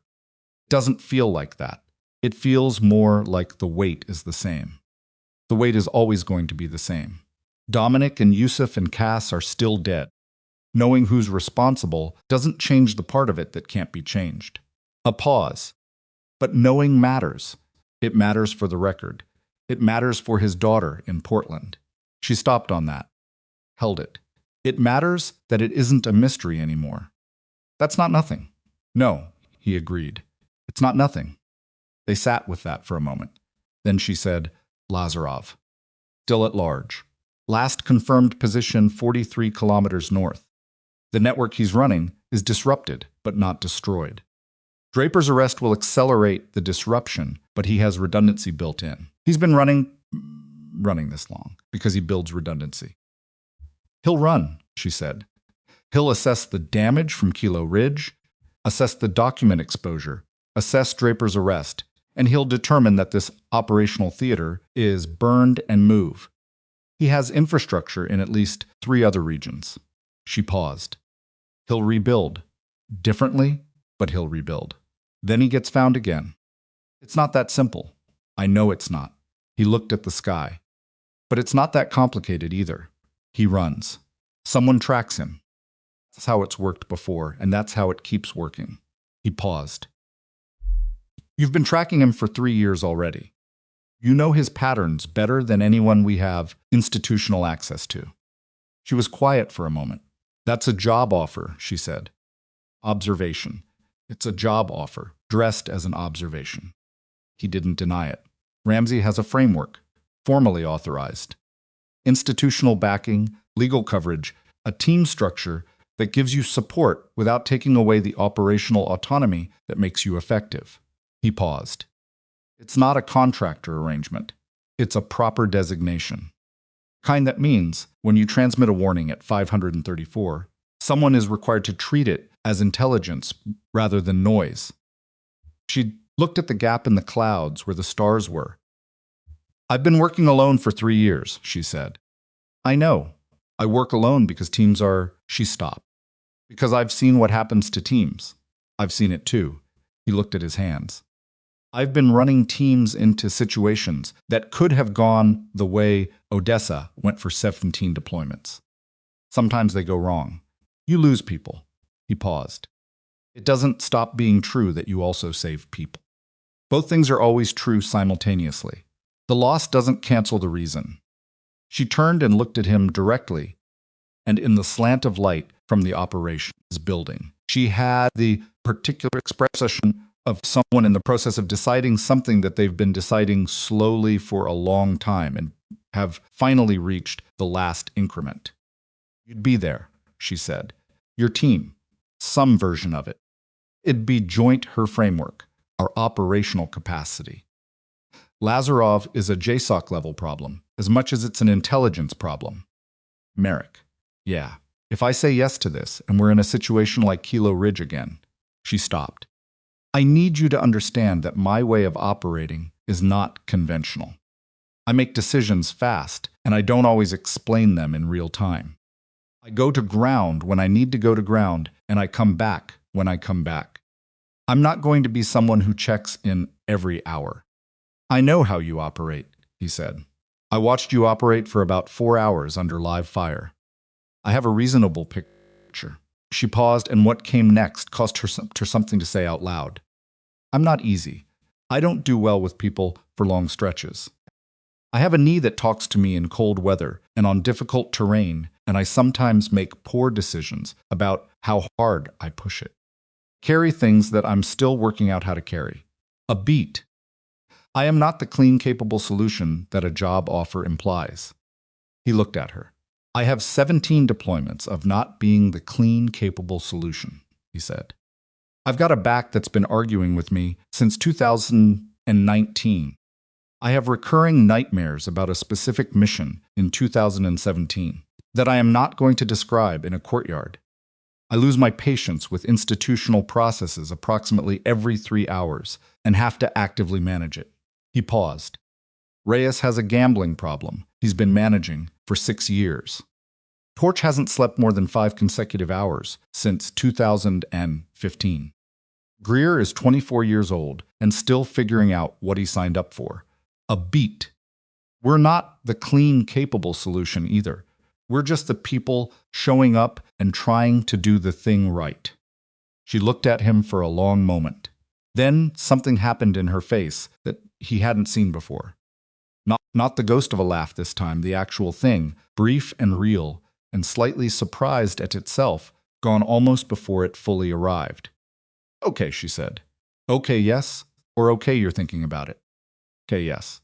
She said it simply, with the directness of someone who'd made a decision and was implementing it. With the caveat that I'm going to be difficult about certain things, and you should factor that in. Already have. She nodded once, turned back to the sky. They sat in the courtyard for another few minutes without talking, which was the specific comfort of two people, two who've been through something together and don't need to fill the silence with proof that they're fine. Marcus Vale was in a conference room on the second floor, and he looked like a man who hadn't slept in 2 days, because he hadn't. He stood when Bryn came in, and there was a moment between them, the kind of moment that has too many components to resolve quickly, too many layers of history and uncertainty, and the particular difficulty of people who've trusted each other for a long time encountering a period where that trust had been suspended. She looked at him. He looked at her. I should have found a way to tell you sooner, he said. You should have. I know. She sat down across from him. Walk me through the Odessa documentation. From the beginning. He sat back down and opened his case, and they worked for 2 hours. And it was not comfortable, and it was not clean. And at one point she pushed back hard enough on a timeline discrepancy that his voice rose and her jaw set, and they sat in a charged silence for 30 seconds before he corrected his account, and she accepted the correction. But they worked. The way people work when the thing they're building matters more than how difficult the building is. At the end of the 2 hours, she had the complete picture. The full architecture, every node in the network between the deputy director's financial conduit and Lazarov's operational funding, every decision point in the Odessa authorization pathway. Specific mechanism, a single encrypted transmission, 12 words, sent from a private server registered under a subsidiary company that existed for 3 weeks, by which in an office building had handed a safe house address to people who used it to kill 3 field operatives. She sat with the complete picture for a long time. The daughter, she said. Dominic's daughter. Marcus looked at her. The deputy director's prosecution, when it becomes public, it'll come out that Dominic was on the Odessa team. That'll be in the public record eventually. She'll see it. Bryn paused. She's 11. She needs to hear it from someone she knows first, not from a news item. She looked at her hands. I've been sending her birthday cards. Anonymous? She doesn't know who from. Marcus absorbed this. You want to tell her. I want to figure out the right way to do it, which is not a conversation for tonight. She stood. I'll be at the morning session for your formal debrief. Get some sleep. He looked up at her. Bryn, I know it's inadequate. But I'm sorry. For the years this cost you. She looked at him for a moment. The assessment she always ran, but underneath it, something that was working its way through the long process of reevaluation. I know, she said. We'll keep working. The formal close of the review board happened 12 days later, in a building in the capital that had a seal on the wall and fluorescent lighting that made everyone look slightly unwell. Brins sat at a witness table in a room with 7 people she didn't know, and 3 she did, and she gave the formal testimony that became, in the institutional record, the primary account of the Odessa breach and the Kilo Ridge engagement. She was there for 6 hours. She did not flinch on any of it. The deputy director's legal team was in the room for the portions that touched on the Odessa's authorization. And they were aggressive and well prepared, and she answered every question they put to her with the same direct precision she'd used in the FOB Lancer. Debrief. And when the lead counsel tried twice to characterize her as an unreliable witness on the basis of operating without institutional authorization, she looked at him calmly and said, I operated without authorization because the authorization structure had been compromised by your client. The alternative was to let 12 people die in order to preserve the appearance that the institutional architecture was functioning correctly. I chose differently. The room was quiet after that. The formal testimony was entered into the record. Didn't end the case was going to run for years, through legal challenges and appeals and the slow grinding work of institutional accountability that resists resolution the way stone resists water. But it was in the record. Her account, Marcus's documentation, the transaction records from the Kilo Ridge cache, the testimony of 12 Navy SEALs who had been in a kill zone and had walked out of it. All of it in the record, permanent and precise, and available to every subsequent proceeding. Records didn't feel like victory, but they were the architecture of eventual truth, and eventual truth was what she had to work with. 3 weeks after Kilo Ridge, Bryn Calloway stood at the edge of a tarmac in the early morning and watched a transport aircraft idle 60 meters away. Her gear was packed. The 0.338 was cased. The ghillie was rolled. She had a new operational brief in a folder under her arm, a proper brief from a proper authorization, with her name on it, and a designation that was not contractor and was not ambiguous. Merrick came to stand beside her. Reyes was already at the aircraft. Torch was talking to the loadmaster about something.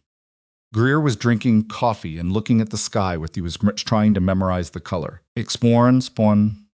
New brief, Merrick said. Yes. Lazarov's network has a node in the Baltic region. A logistics hub. I read it. Cold up there. She looked at him sideways. My knee's going to have opinions. Noted. He paused. First cold weather operation?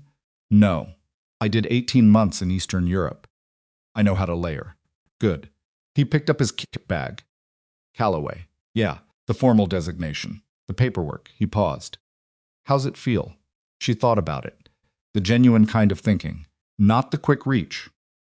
The early morning was cool, and the tarmac smelled of fuel, and the aircraft was making the specific mechanical sounds of a thing preparing to move. Different, she said finally. Not easier. Just different. She paused. Like the problem is the same size, but the floor is more solid. He nodded. That's enough. She picked up the rifle case. They walked to the aircraft together, and she climbed the ramp, and Reyes moved over without comment to make room for her in the jump seat beside him, and Torch passed her a coffee without being asked. And Greer looked up from his skywatching and gave her a brief nod that had more in it than a nod usually carries. She sat down. The ramp closed. The aircraft began to move. She looked at the folder in her hands. The brief, the designation, the name at the top, her name, in full, on an authorized document attached to a real operational structure with legal standing and institutional backing and a team that showed up imperfect and tired and completely willing to do the thing anyway. She put the folder in her kit bag and looked at the aircraft's interior as the engines built toward takeoff, and she felt the specific quality of the moment, not triumph, not relief, but something quieter and more durable. Feeling of a person who has been operating alone for so long that they forgot what it was like to have weight distributed across more than one set of hands, and who is now remembering. Through the aircraft's small porthole, the tarmac dropped away. The ground became small, and then the clouds received the aircraft, and the ground was gone, and she was in the gray between layers, where everything was possibility, and the old landscape had released its claim.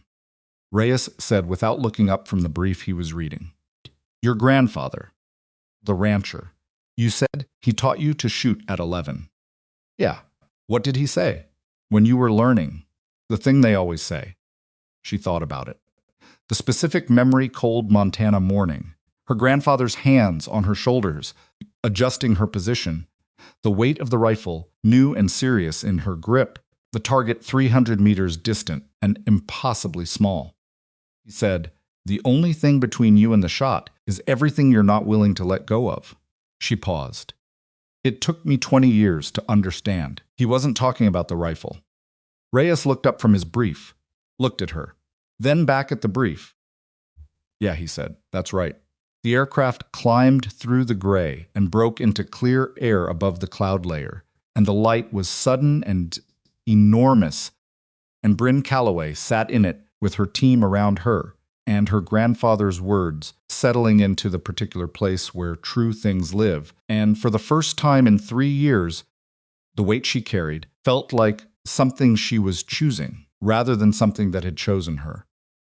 That was the difference. That was all of it, really.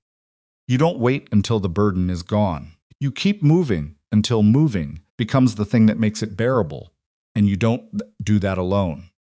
Strongest walls aren't built by one pair of hands. They never were.